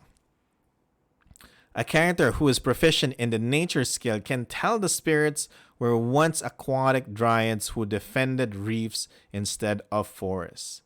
A character proficient in religion can see that they've been cursed with a unique form of incorporeal undeath. Any character damaged by one of the sargassum spirits can automatically tell that they are being forced to fight against their will. Oh, this is where the skull comes in, I think. A character succeeding in the nature check recalls the tale of the Ocean Sisters, a folk tale describing how the dryads became the sargassum spirits. And if a character can hear the song and understand Elvish or Sylvan, they have advantage on this check. Characters with a touch by the Fae or similar Fae-focused background automatically succeeds as well. And then we give them the Appendix 3D handout. Any character can attempt to communicate with the sargassum spirit in Elvish or Sylvan as an action. Can do persuasion check, convinces the spirits that the character can be their ally against Scory. This has advantage if the character has a strong connection to the Fae, such as a touch by the Fae background. If the character or their allies have killed any of the spirits, the check has disadvantage. So don't kill one right away. Talk to them first. If the character successfully appeals to the sargassum spirits, the Fae move away from water and weeds. This gives them disadvantage to attacks, but does not violate their orders. If one is still concentrating on the control weather spell effect, she ceases concentrating. Okay.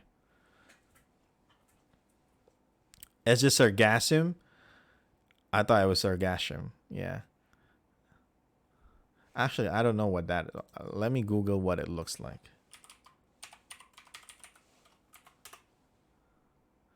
Oh, this one. They're like brown seaweed with like little berries, berry like thing. Oh, there's a lot of this here. You can eat this? Can you eat this? Looks like something you can eat. No?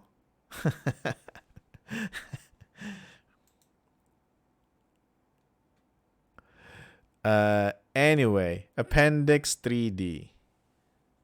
Sargassum. Yeah. It looks like it's edible. Because I know there's like an edible seaweed. Like it's very, very salty.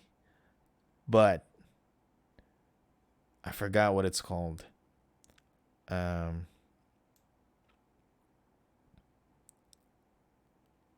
but it's really good if you eat it. Yeah. Going to 3D for some lore.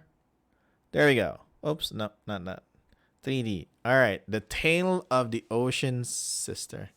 As a true Filipino, you should know anything is edible with the right attitude. Right.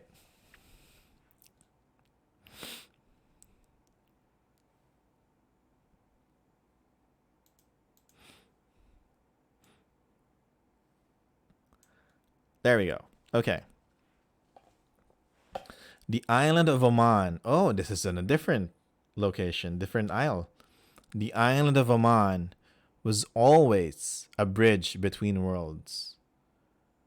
I don't know because we don't have a lot of adventures yet in Oman. But the way was safeguarded by the ocean's sisters, dryads of the reef, waves, and storm.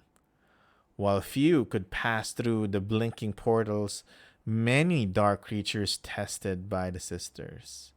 After all, they believed compassion was weakness. These wretches each fell one by one, and their bones all joined the quarrel. For a gentle sea can be a righteous terror when unwarily crossed by fools. Then the forces of the shadows grew strong. The unseelie danced, the giants marched, and the gates swung wide before them. The sisters knew they could no longer hold back their enemies, who hungered for revenge. Still, they fought, if death or and worse was certain. The invaders broke the sisters and cursed the reefs they love. Darkness consumed all the life and left nothing but bone behind.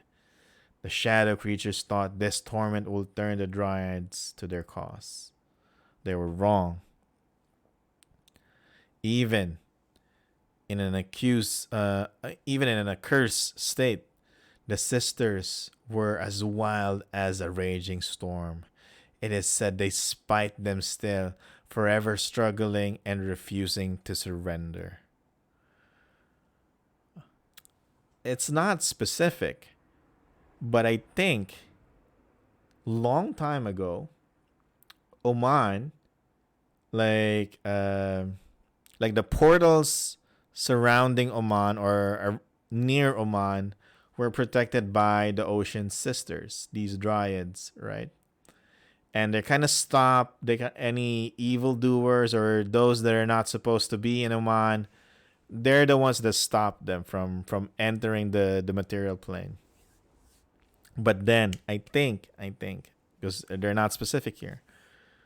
I think when the court of Vortomil, led by Queen Koname, because it says here, the Unseelie dance and the giants march, and the gates swung wide before them. So Queen Koname is the queen of Fomorians. These are fake cursed giants.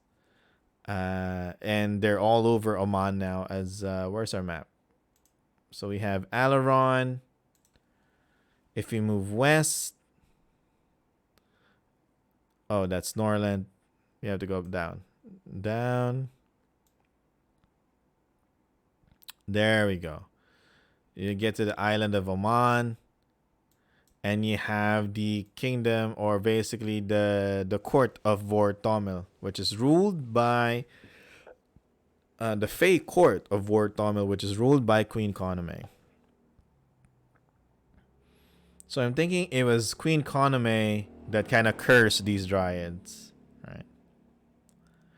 Oh, that's right. I think that is true because the skull. Where is that? Where are our notes? The skull of the coral skull of the ocean sister came from what's the name of our favorite giant friend? Came from, I keep forgetting her name. Came from Keolin. So I think that is it. Yeah.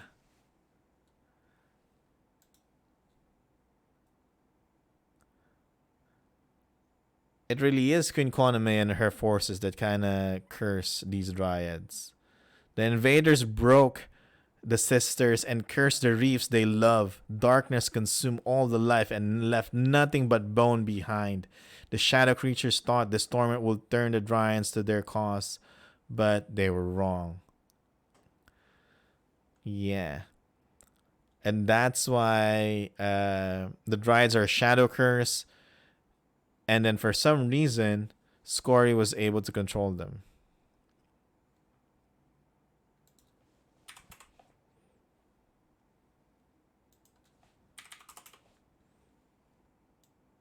Okay, going back.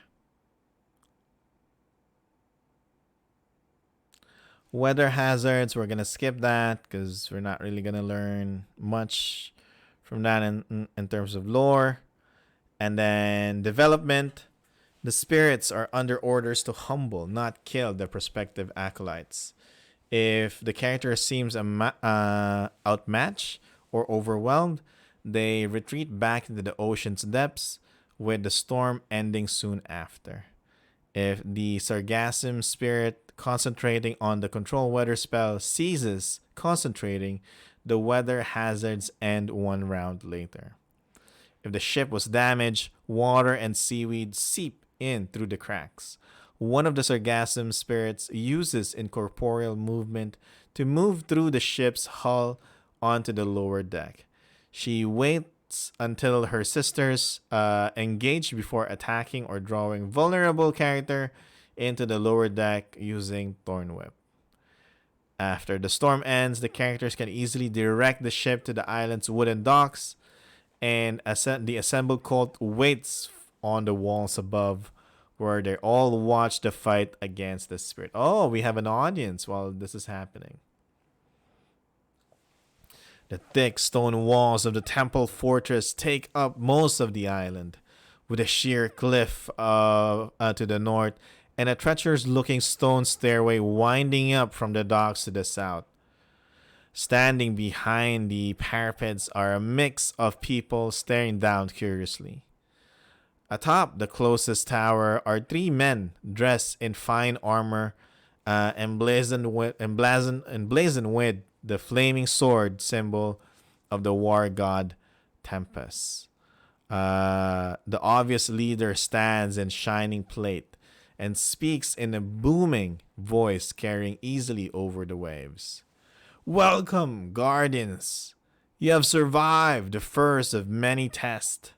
Understand, there shall be no coddling on Advil. For our mission, I think I just said Advil instead of Anvil. For our mission demands strength. All know the North is not as it was, but many enemies profit from our land's decline.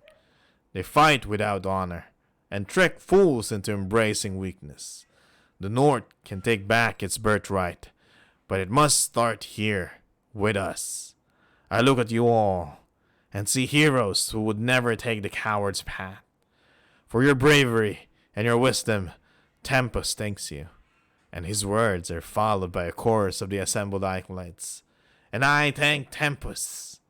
Oh, man, chills. We're in a cult now. Okay. I wonder if like this guy just has that all that like lines memorized, and every time a ship comes in, he delivers that speech, right? Uh, is it Aqualite? I think that's just the accent now. Yeah. But that is a cool name. If I have a water or like sea base cult, and then the followers will be called Aqualite, right? Or Aqualite actually reminds me of Aqua from um man, why do I keep forgetting the name? Konosuba. There you go. Anime Konosuba anime with the goddess Aqua. Right.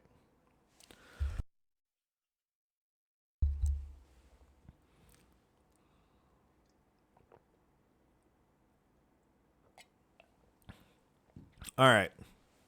We go to part 2 of 4. The Isle of Anvil. Wow. I'm just going to show you, okay? That's a lot of sidebar text. What did I say? I said Konosuba, right?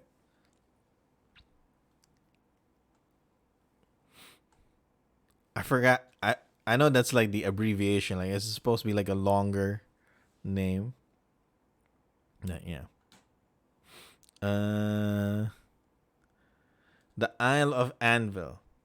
The characters explore the Fortress Temple and the Isle of Anvil, and yes, I'm like, it's. I'm amazed that you're still awake.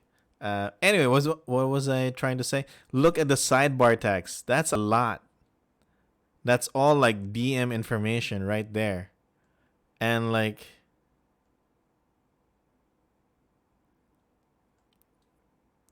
let's see what we have. Uh, See Appendix 1C for the layout of the Isle of Anvil. Oh, that's nice. And then appendices 1D, 1E, 1F for maps of the Fortress Temple. Okay. Let's see. The floor in the building is made from large carved stones. The walls and ceilings are composed of smaller rocks, expertly fitted together with mortar. Decorations and furnishings are mostly trophies and weaponry. Hanging banners illustrate famous battle scenes from past wars. Past wars of what? Uh, the weather is mild and okay, right? And then let's see anything else here. Most of the fortress temple ceilings are 10 feet high. The Great Hall ceiling is 20 feet high. All right, doors and locks, secret doors. Okay, just mechanical skill checks to open it.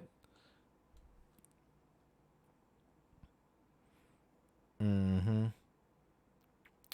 A character wearing any of the armors engraved with Tempest symbol owned by okay can open any or close any adjacent secret doors in the fortress temple. Okay, with no check required. Yenogu's blessing. All of the followers of Yenogu on the island gain the rampage trait. Okay. When the cultist reduces a creature to 0 hit points with a melee attack on its turn, the cultist can take a bonus action to move up to half its speed and make a weapon attack, like one last hit before I die. Okay. And Scory, as the originator of the blessing, also gains the following ability as a bonus reaction. Incite Rampage. One creature Scory can see within 30 feet can use its reaction to make a melee attack if it can hear Scory and has the rampage trait due to Yenogu's blessing. Okay.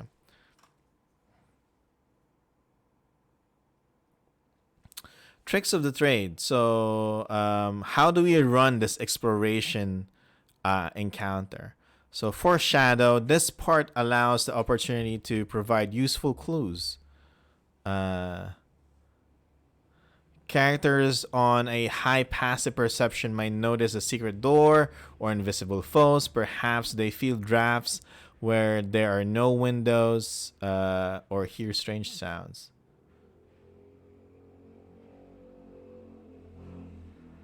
It's not a death rattle, it's an additional attack on kill. Before they die, they get an additional attack, yeah. If they still have a bonus action. Oh, no. When they don't, no, when they kill someone. Yeah, you're right. I'm dumb. Yeah. What was I?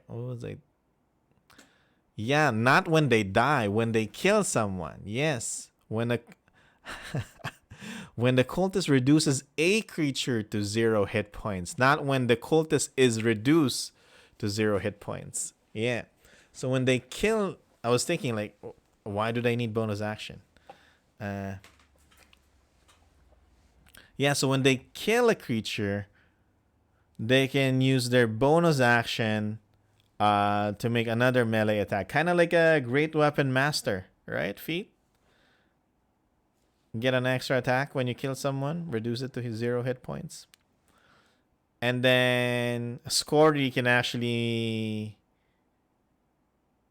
make cultists that has the Goose Blessing do another rampage attack if they have reactions left. Oh, that's cool.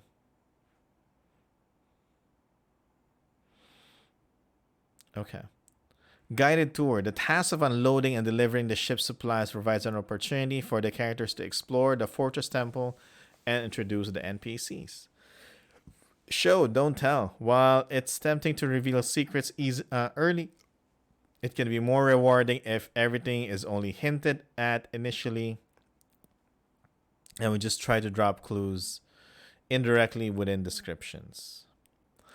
Armor of Tempest. Worshippers of Tempest sometimes denote their standing within the religion by the armor they wear.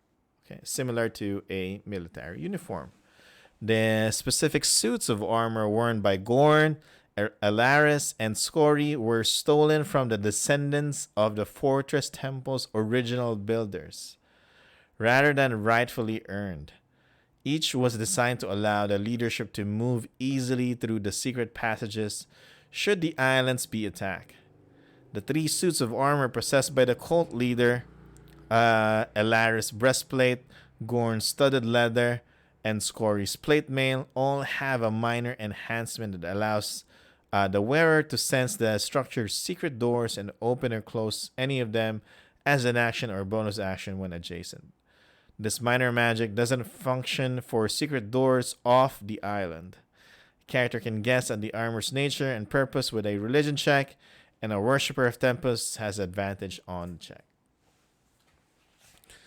Arrival. 2 acolytes, which we're gonna write here. We have Olega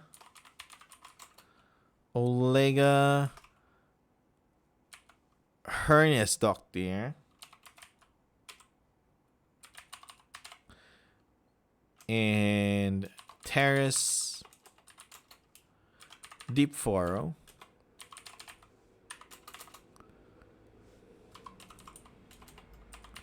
They're both acolytes, right?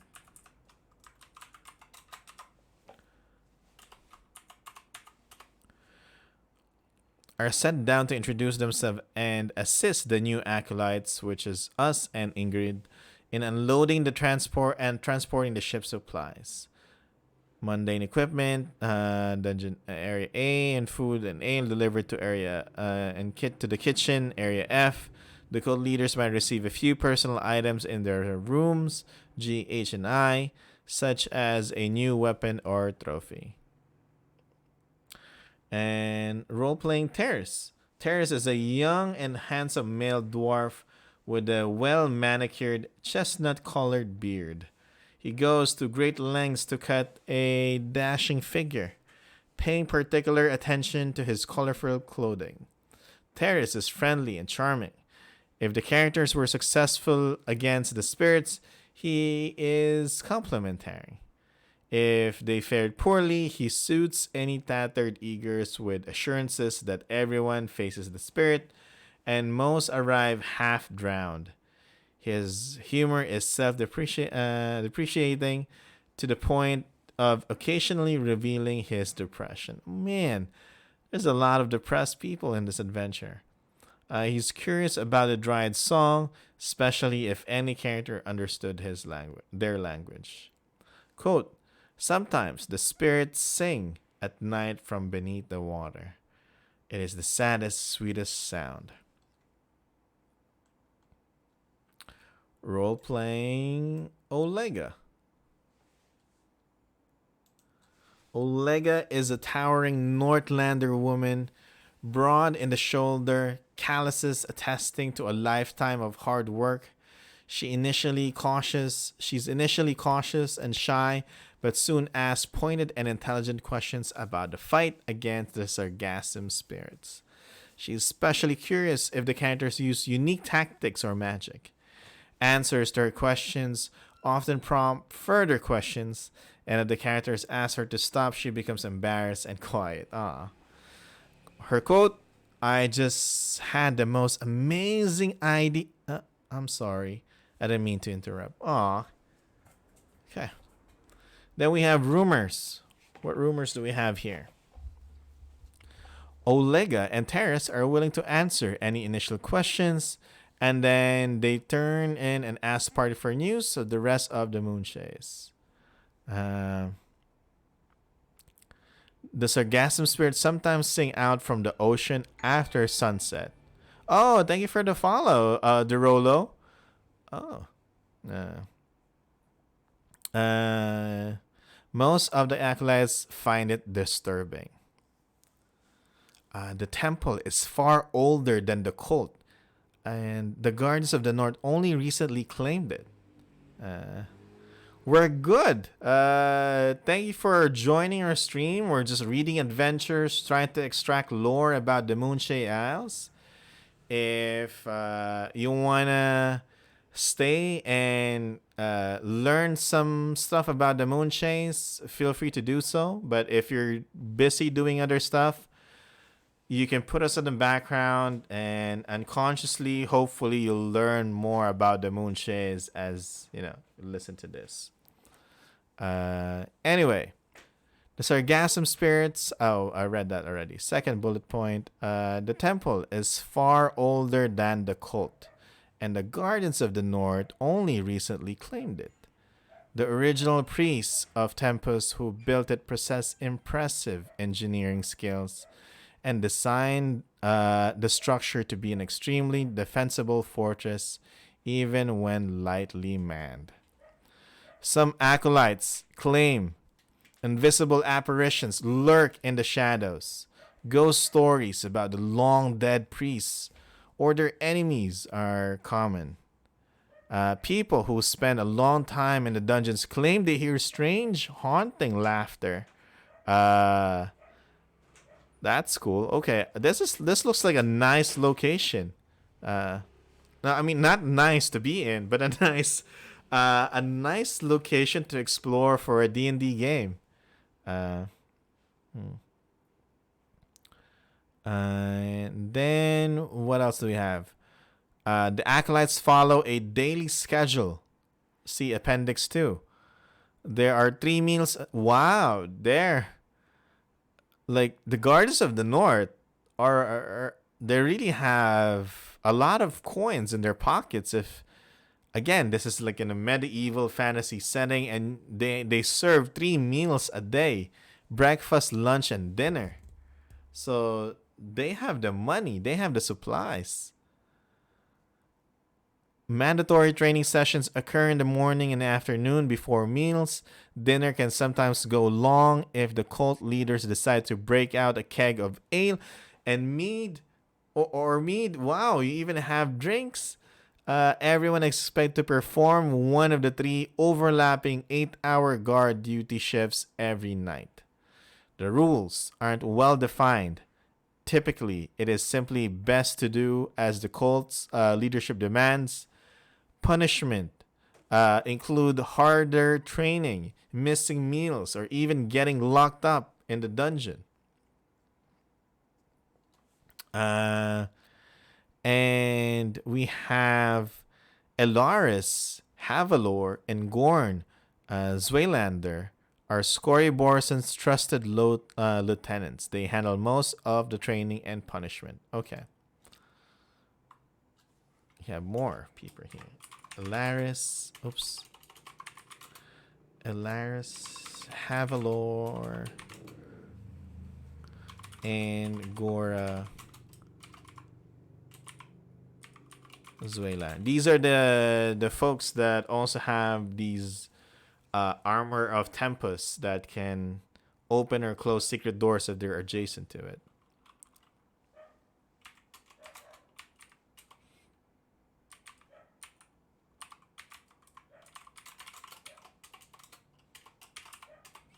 Lieutenants of Scori. Okay. Let's... Oh, wow. This is long. Oh, wow. Oh, wow. Okay. Let's look at the maps first.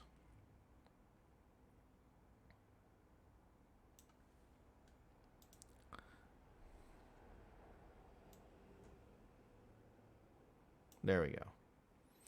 So we have the temple. We have the isle. So the docks. And then stairs up. Okay. And keep. Got it. Side view. Oh, even got a side view. Nice.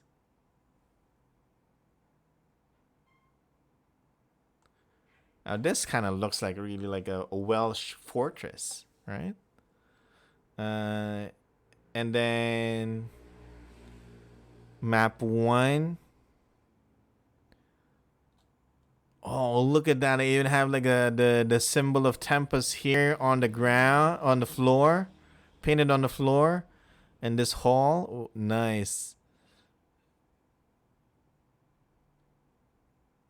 Reminds me of that Elden... No, you know what? I haven't played Elden Ring. I was supposed to play it, but something happened and then I just wasn't able to. Lower level. What's this long? Is this a tunnel? T means tunnel. And then it leads down. What's this? Is this the side view? Letter J of the tower? Oh, I think this is the tower, yeah.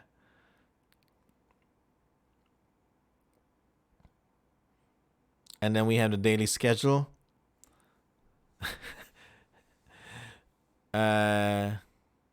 T is trap, not tunnel. The following is the approximate daily schedule for the guards of the North Cult. They even have schedules. They're so disciplined. The cult leaders can alter the schedule to suit their desires or to punish the acolytes. For example, having a training session start early to rob them of free time, blah, blah, blah. Okay. So breakfast is 8 a.m., which is a reasonable time to have breakfast. So pretty lax here. Usually, all right. And then you even have morning free time. You come here to become an acolyte of Tempest, to regain the values as a Northlander that you've lost, right? And here, life is like, I mean, it doesn't look as tough as I imagine it to be, is what I'm trying to say. Because if you're here to train, you want to become strong. Yeah, you get training. That's probably like the difficult part here. But you have 1 hour breakfast, okay?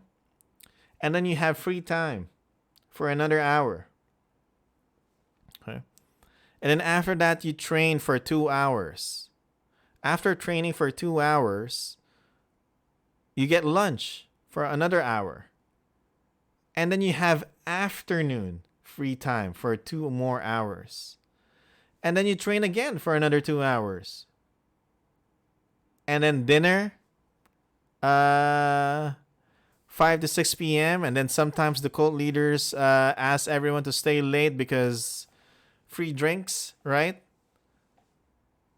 Nobody can go to bed or watch until it is empty. And then 6 to 8 a.m., 6 p.m. to 8 a.m., you're free. And then each acolyte is expected to perform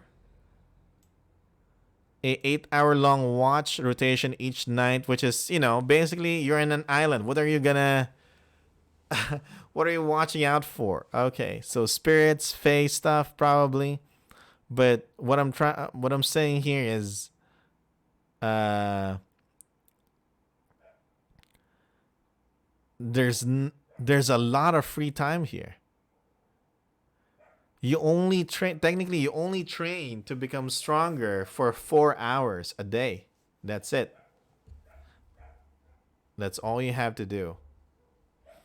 And then I just sneezed there. And then um and then you just eat, you have free time, and then the only work you really have to do here is doing guard duty from either first watch, second watch, or third watch for like 8 hours, which I guess is bad because there's no food. But heck, come morning you'll eat for like eat 3 times a day. So 4 hours training plus 8-hour guard duty is still 12 hours work every day. But what are you? At least no commute. All right.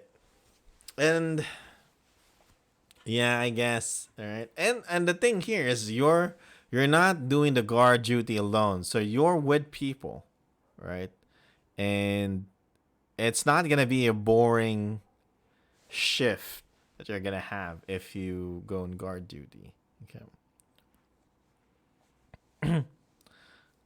So be able to eat 3 times a day, sleep on a bed, live in a fortress, train to become and get free training and becoming a better warrior. And then in return, all you have to do is just be a guard for this fortress for like 8 hours a day. I think that's a good deal. All right. Except for the fact that there's a chance that you'll be fed and to the gnolls of Scory, or you'll be brainwashed as well to follow the demon lord Inogu. So, but aside from that, I think the benefits are good. Anyway, where were we? This is a long one. There's a lot of stuff here. Oh boy. No HMO, no. Alright, so no insurance, no health benefits. Let's see.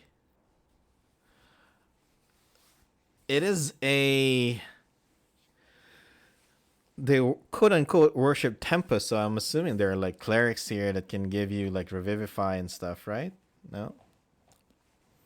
Do greater restoration if ever you have any disease or curse, or something like that.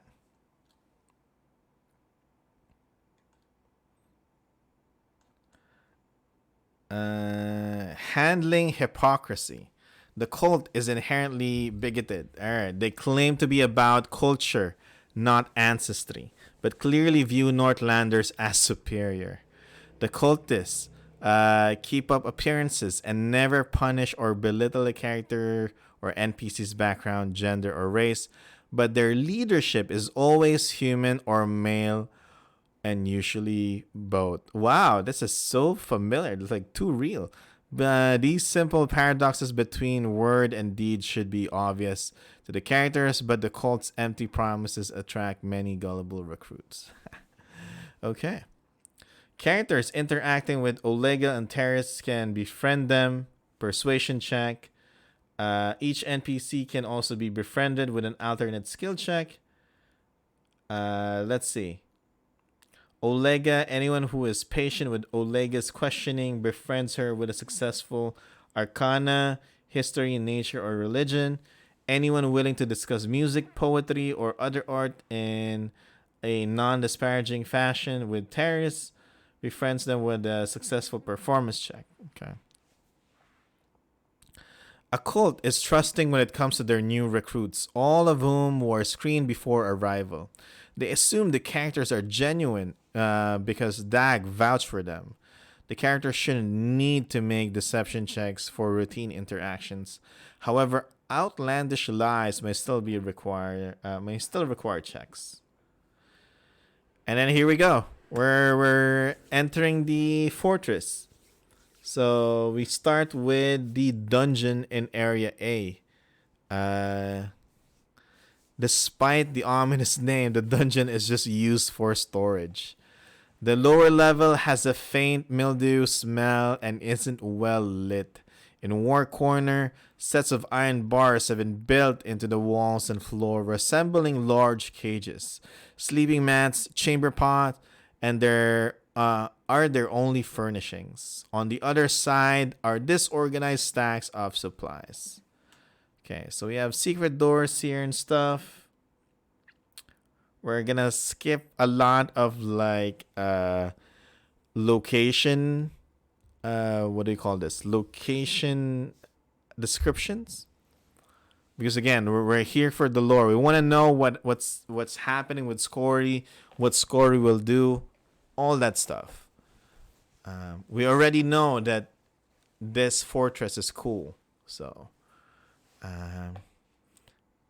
if there's nothing interesting in that part, we're gonna skip that location. Like this. So this one we're not gonna skip. Characters listening to the west wall can hear the ocean.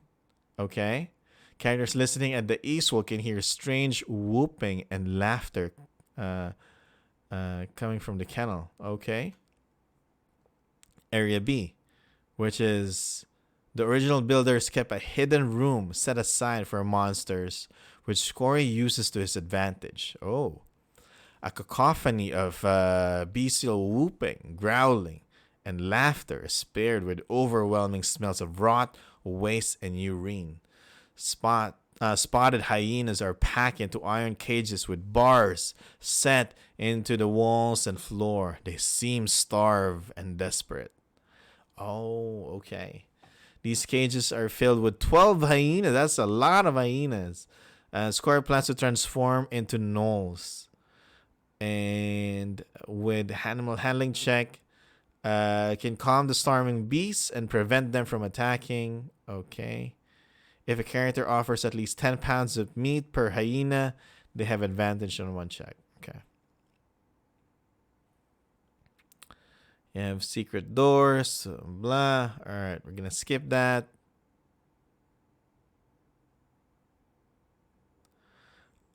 If the hyenas are killed or fed, they can't become gnolls. If they are successfully calmed or fed, they attack Scory if he is present when they are released. Oh, so you need to starve them as part of making them or as part of turning them into gnolls. Okay. Then adjustments if you're fighting them. Trap, feeding time. Oh, okay. We're gonna skip this trap because it's just damage basically. This is a big location. Area C, escape tunnel. The original builders of the temple fortress put in an escape tunnel as a last resort. Fearing the pursuit or invasion, they set a trap to collapse the tunnel and hid the entrance within the dungeon's iron cell. The rough-cut rock walls seem more like a natural cavern than the rest of the structure. Arched wooden supports are evenly set down the steep slope. Okay. So, secret door, the tunnel, piles of bones. Reveals that the bones are from dozens of different humanoids and are covered in bite marks. A character succeeding, check by 5 or more, can tell that the bite marks, this is where they put all the skeletons, like corpses, whatever's left from the hyena's meal and the gnolls. Okay. Stashed close to the escape tunnel exit is a small sailboat and a few weeks' worth of rations. The boat is small enough that a single individual could sail it, but large enough to hold 6 or 7 people in close quarters. Okay. So collapsing trap, we're going to skip that. And then development. If the characters collapse the tunnel or sabotage the sailboat, it becomes harder for Scory to escape the island in part 4. Characters trapped outside the fortress temple must sneak back in or convince the acolytes to let them in. So they can use stealth or persuasion. On a failed check, the characters are more likely to be punished. What kind of punishment do they get?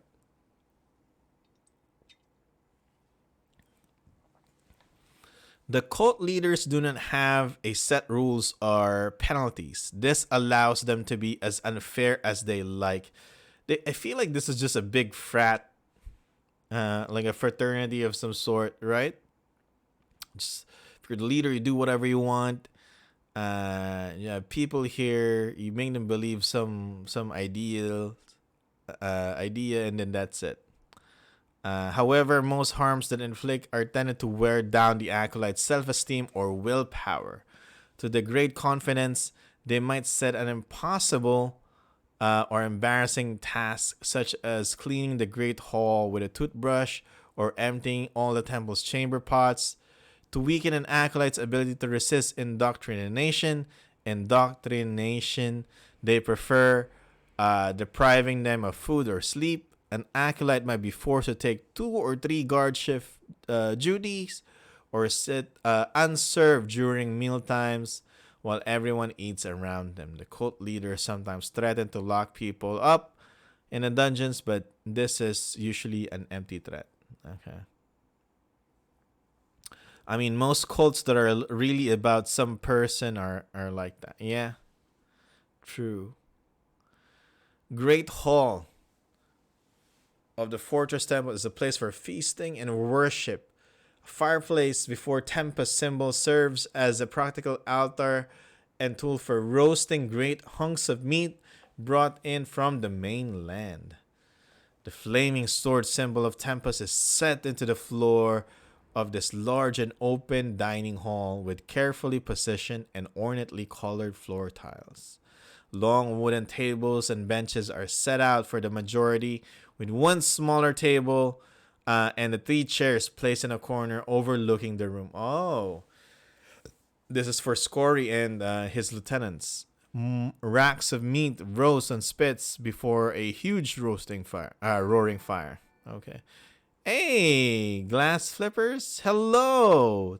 Thank you for subscribing. Holy crap. Yeah, thank you. Glad that you're here. If you wanna join us in extracting lore about the Moonshaes, feel free to stay. If I know this is not for everybody, so if you're ready to sleep, then you can put us in the background. So you can use me as your voice to help you go to sleep, and hopefully unconsciously you learn some stuff about the Moonshae. Or if you're on the other side of the world, if you're driving or you're working or whatever, then yeah. You're my background noise while I clean, so I'm lurking a bit. Nice. Good job. All right. That's awesome. I hope you actually get to be able to clean stuff while listening to the stream. Anyway, so going back, let's see. What else do we have here? So we have the Great Hall, where all the acolytes basically eat, worship, and then you have like a small space in the corner where you have Scory, which is the leader of this cult, and his lieutenants as well. And then there's another trap. We have another trap. So there's a lot of traps here. Where there's smoke. So the hidden hallway and the secret shaft leading to Scory's room are attached to the chimney of the fireplace altar in the Great Hall. An individual ascending or descending the shaft or moving through the hallway can activate pressure points. Oh, sorry, pressure points, pressure sensors. This causes the ventilation to seal shut, and the area then begins rapidly filling with hot smoke, cooking and suffocating individuals who cannot escape. Oh, that is brutal. Imagine getting trapped there and they literally cook you. You're gonna be a steamed adventurer. Yeah. And then you're gonna be fed to the gnolls and hyenas. Trigger, yeah, so we have that. So anyone touching the pressure plates, okay. And each round, the beginning of the turn, a creature trapped within the area must succeed a saving throw or level of exhaustion. So basically, you have 6 rounds until you get cooked. And then what else do we have? Countermeasures. Okay. Yeah, so we're going to skip that part because, again, we're here to extract lore from this adventure. Area E, the barracks. A series of relatively large bunk beds are closely set together, with unlocked chests nearby for personal possessions. Well-used chamber pots give off a strong odor. Okay. And I can't really give an example for like, because I don't know, with like female like public bathrooms for like women, but like for male bathrooms, right? And especially like if it's from like, what's a good example? Not train, yeah, like train stations, um, airport. I think airport restrooms are still relatively clean, but you know those kind of public restrooms where nobody is assigned to clean it, so it just kind of builds up, and then just like it smells like the piss of like 1,000 people, whatever. And then whoever's brave enough to actually take a crap in that godforsaken location, I'm thinking, yeah, that's what these chamber pots smell like. uh but have you had that experience when you are like in a public location, probably like a train station, or I don't know what else could I give. But anyway, like there's like you really need to do a number 2, but you don't have like a lot of options. And like in a gas station, there you go, gas station, yeah. Like if you're at a gas station, you go there and you know that nobody's been cleaning that public restroom for like the longest time, and then yeah, it it sucks. So do you like hold it in or just do it there? I feel like this perception check should require a con save as well.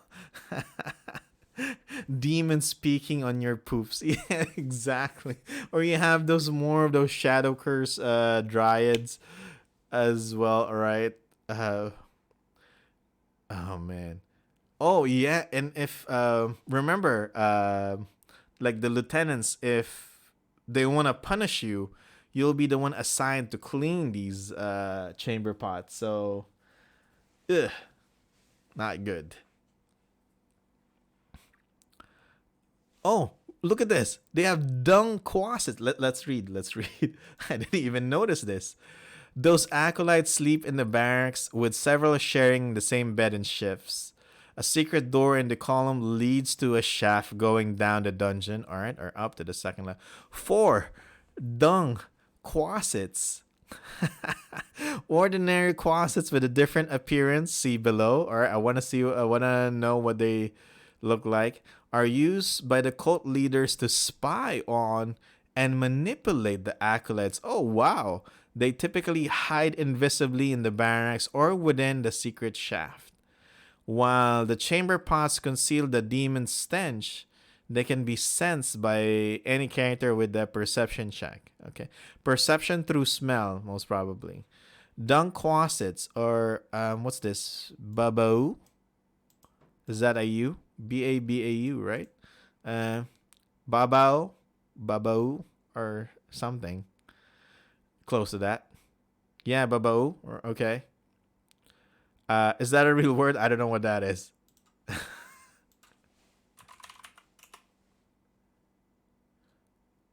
Oh, it's a monster. It's a D&D monster. This is not a 5e monster. Is it? I don't think this is a 5th edition monster.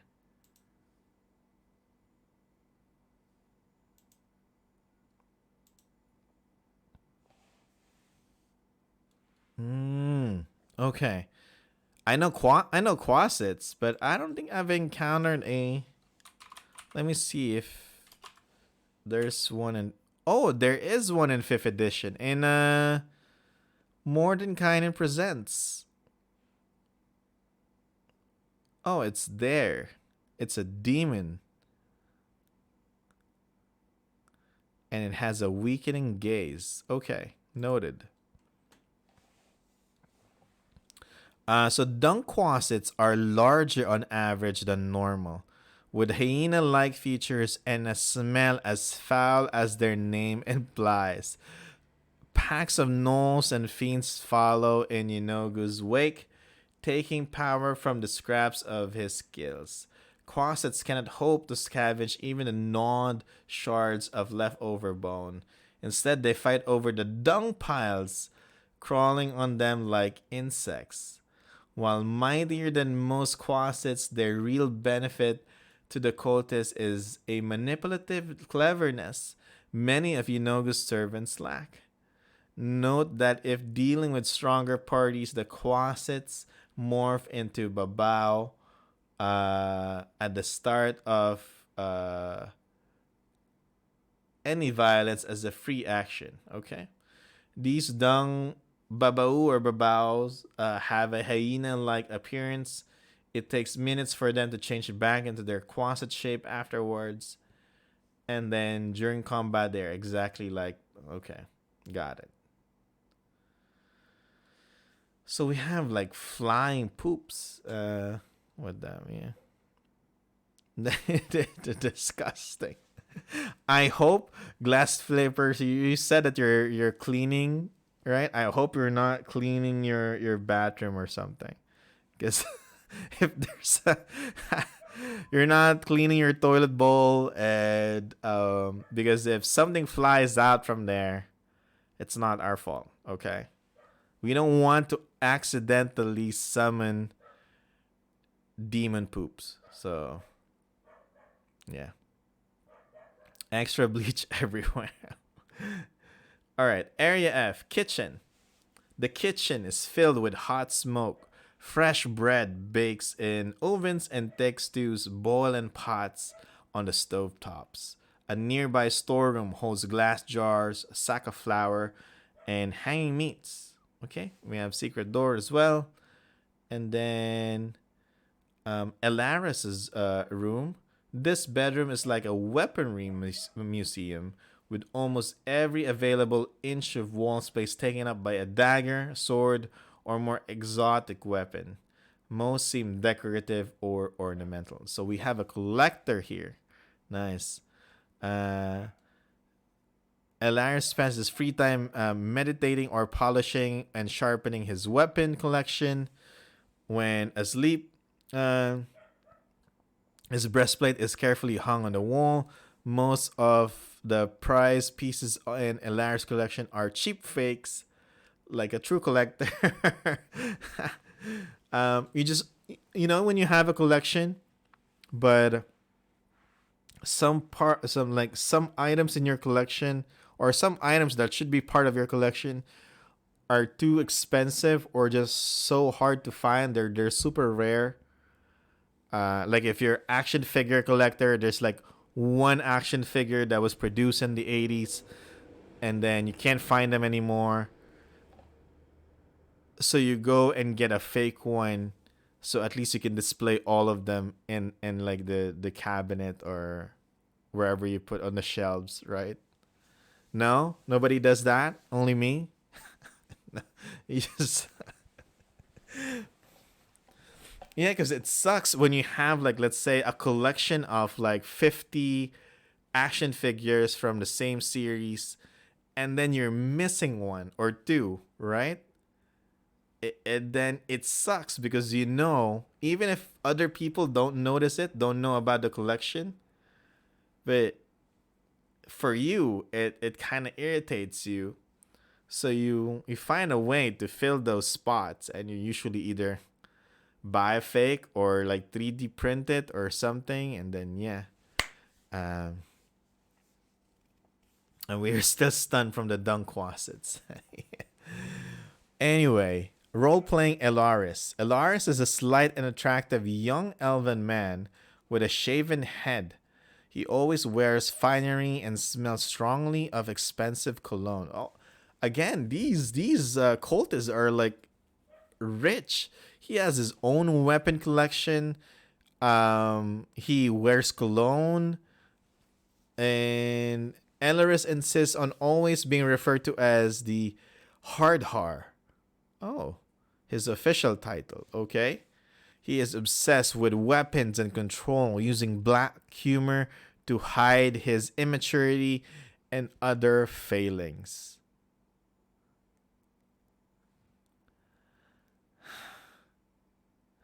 All right. I'm not even gonna touch that. So I'm gonna skip to the next sentence. He is also a coward, rationalizing dishonorable tactics by thinking he is simply smarter than his enemies. While he believes himself a master manipulator, his tactics are always painfully blunt, lazy, and obvious.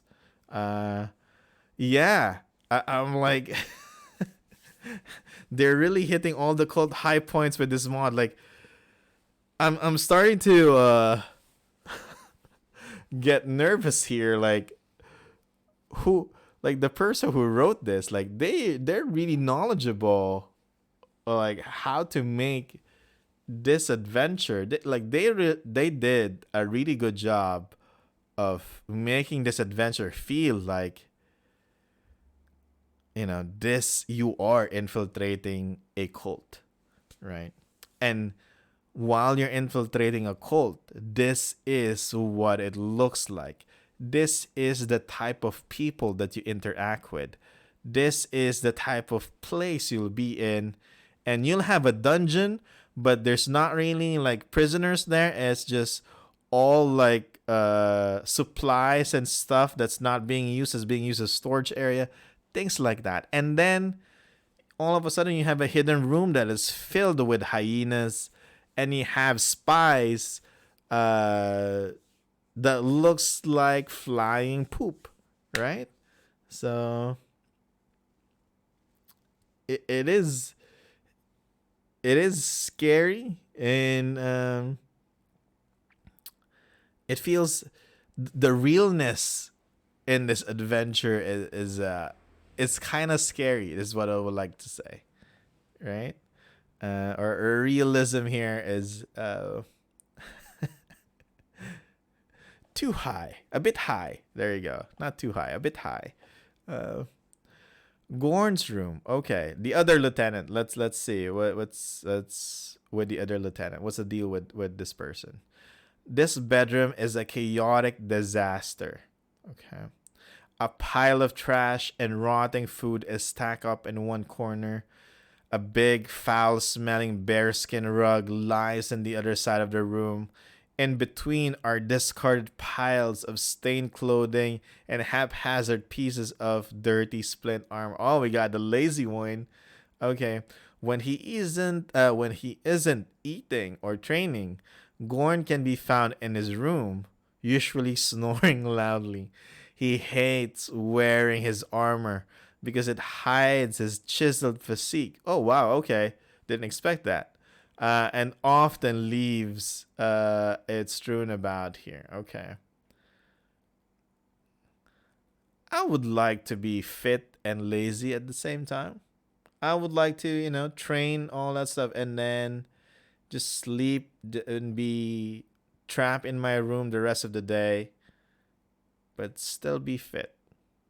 Mm. Role playing Gorn. Gorn is a mountain of a Northlander man who sometimes claimed to be a half giant. He's hairy, unwashed, and loves to show off his well defined physique. Everything Gorn does is a competition. You can't even listen to someone tell a story without telling a more impressive tale. Oh man, it's too real, even if it is a total lie. His overbearing attitude conceals a deeply fragile sense of self esteem. Uh, Losses and mockery send him into rages where he must belittle or hurt the source of his embarrassment, while he loudly claims to be the last bigoted person in the world, especially toward women or folk. He thinks only traditionally masculine Nordlander traits are worthwhile. Quote, that's nothing. One time, I was surrounded by 10 hill giants. Oh, man. Like, they all have, like, the enemies that we have here have possessed, like, annoying traits. Like what I mentioned in the beginning, how they describe Scory as, like, a narcissistic villain who's doing all this to kind of feed his ego. The author is consistent in making us hate these cultists. How they're described here and how they're supposed to be role played. Because, wow, I hate them already. um, Remember, like last week, I was talking about like I want to make sure that when I read stuff or when it comes to villains, I want to understand how they become the villain, like what led them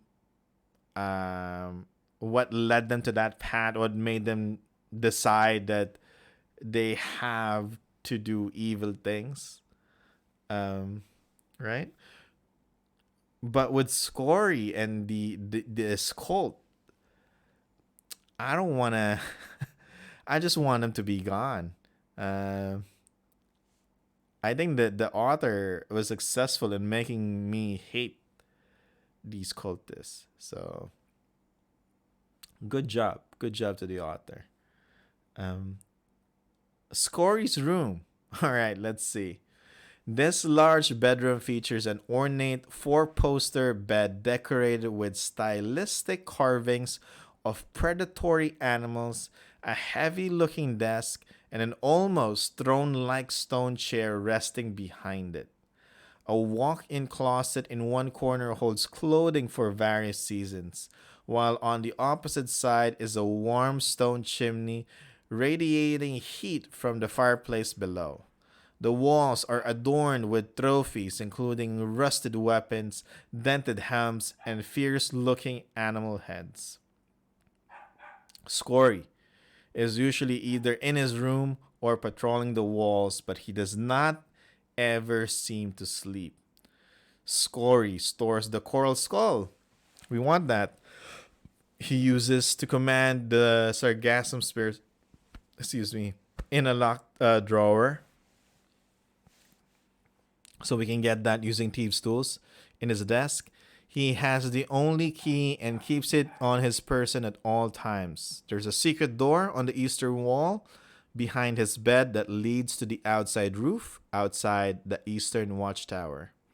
There's another secret door for the chimney. Yep, that's where if you get trapped there, you get cooked. And wait, let me drink first before we read role playing story.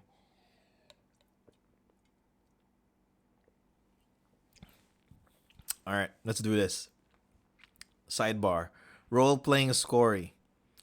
Scory is a short, broad shouldered man with braided black hair and impressive beard. He dresses like a traditional Northlander, but his olive skin, black hair betray his folk ancestry. Scory is a malignant narcissist. He's superficially charming, personable, and reasonable. He's capable of lavishing earnest seeming praise and inspiring true loyalty. However, in his mind, only his own happiness and desires matter. He ruthlessly and viciously does whatever is required to achieve his next goal, rationalizing that anyone who opposes him is evil or weak. And his quote: "No one has ever given up power.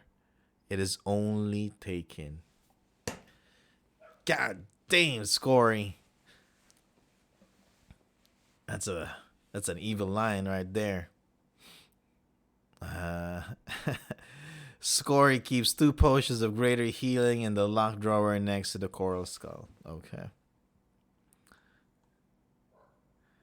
And then we have the watchtowers. A rope bridge connects to the second level roof to the walls, walkway, and a stone tower rising above. Okay.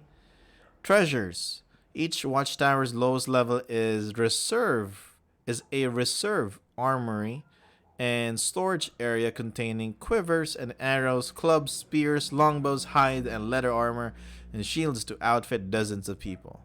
While serviceable in an emergency, the quality of this equipment is so low it is not worth selling. Okay. Of course. That's it? Okay. We're halfway there. Halfway there. We're now on part 3. Oh man. Feel like this adventure is long. Okay. Oh boy. Oh boy. Okay. Let's go back. Investigating the cult. This is I'd say this is a juicy adventure. There's a lot of stuff here. Um the character's primary goal in this adventure is to collect evidence against Scory, arrest him, and bring him back alive to Narhelm for trial. They might have many secondary goals, such as aiding the acolytes or simply see opportunities to do the right thing. Unfortunately, the characters probably can't right all wrongs and save everyone. This part functions as a sandbox, outlining different ways the characters might act to gain allies, collect evidence, and undermine Scory's power. Let's see. Okay.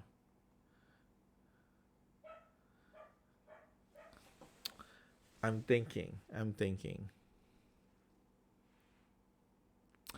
I think.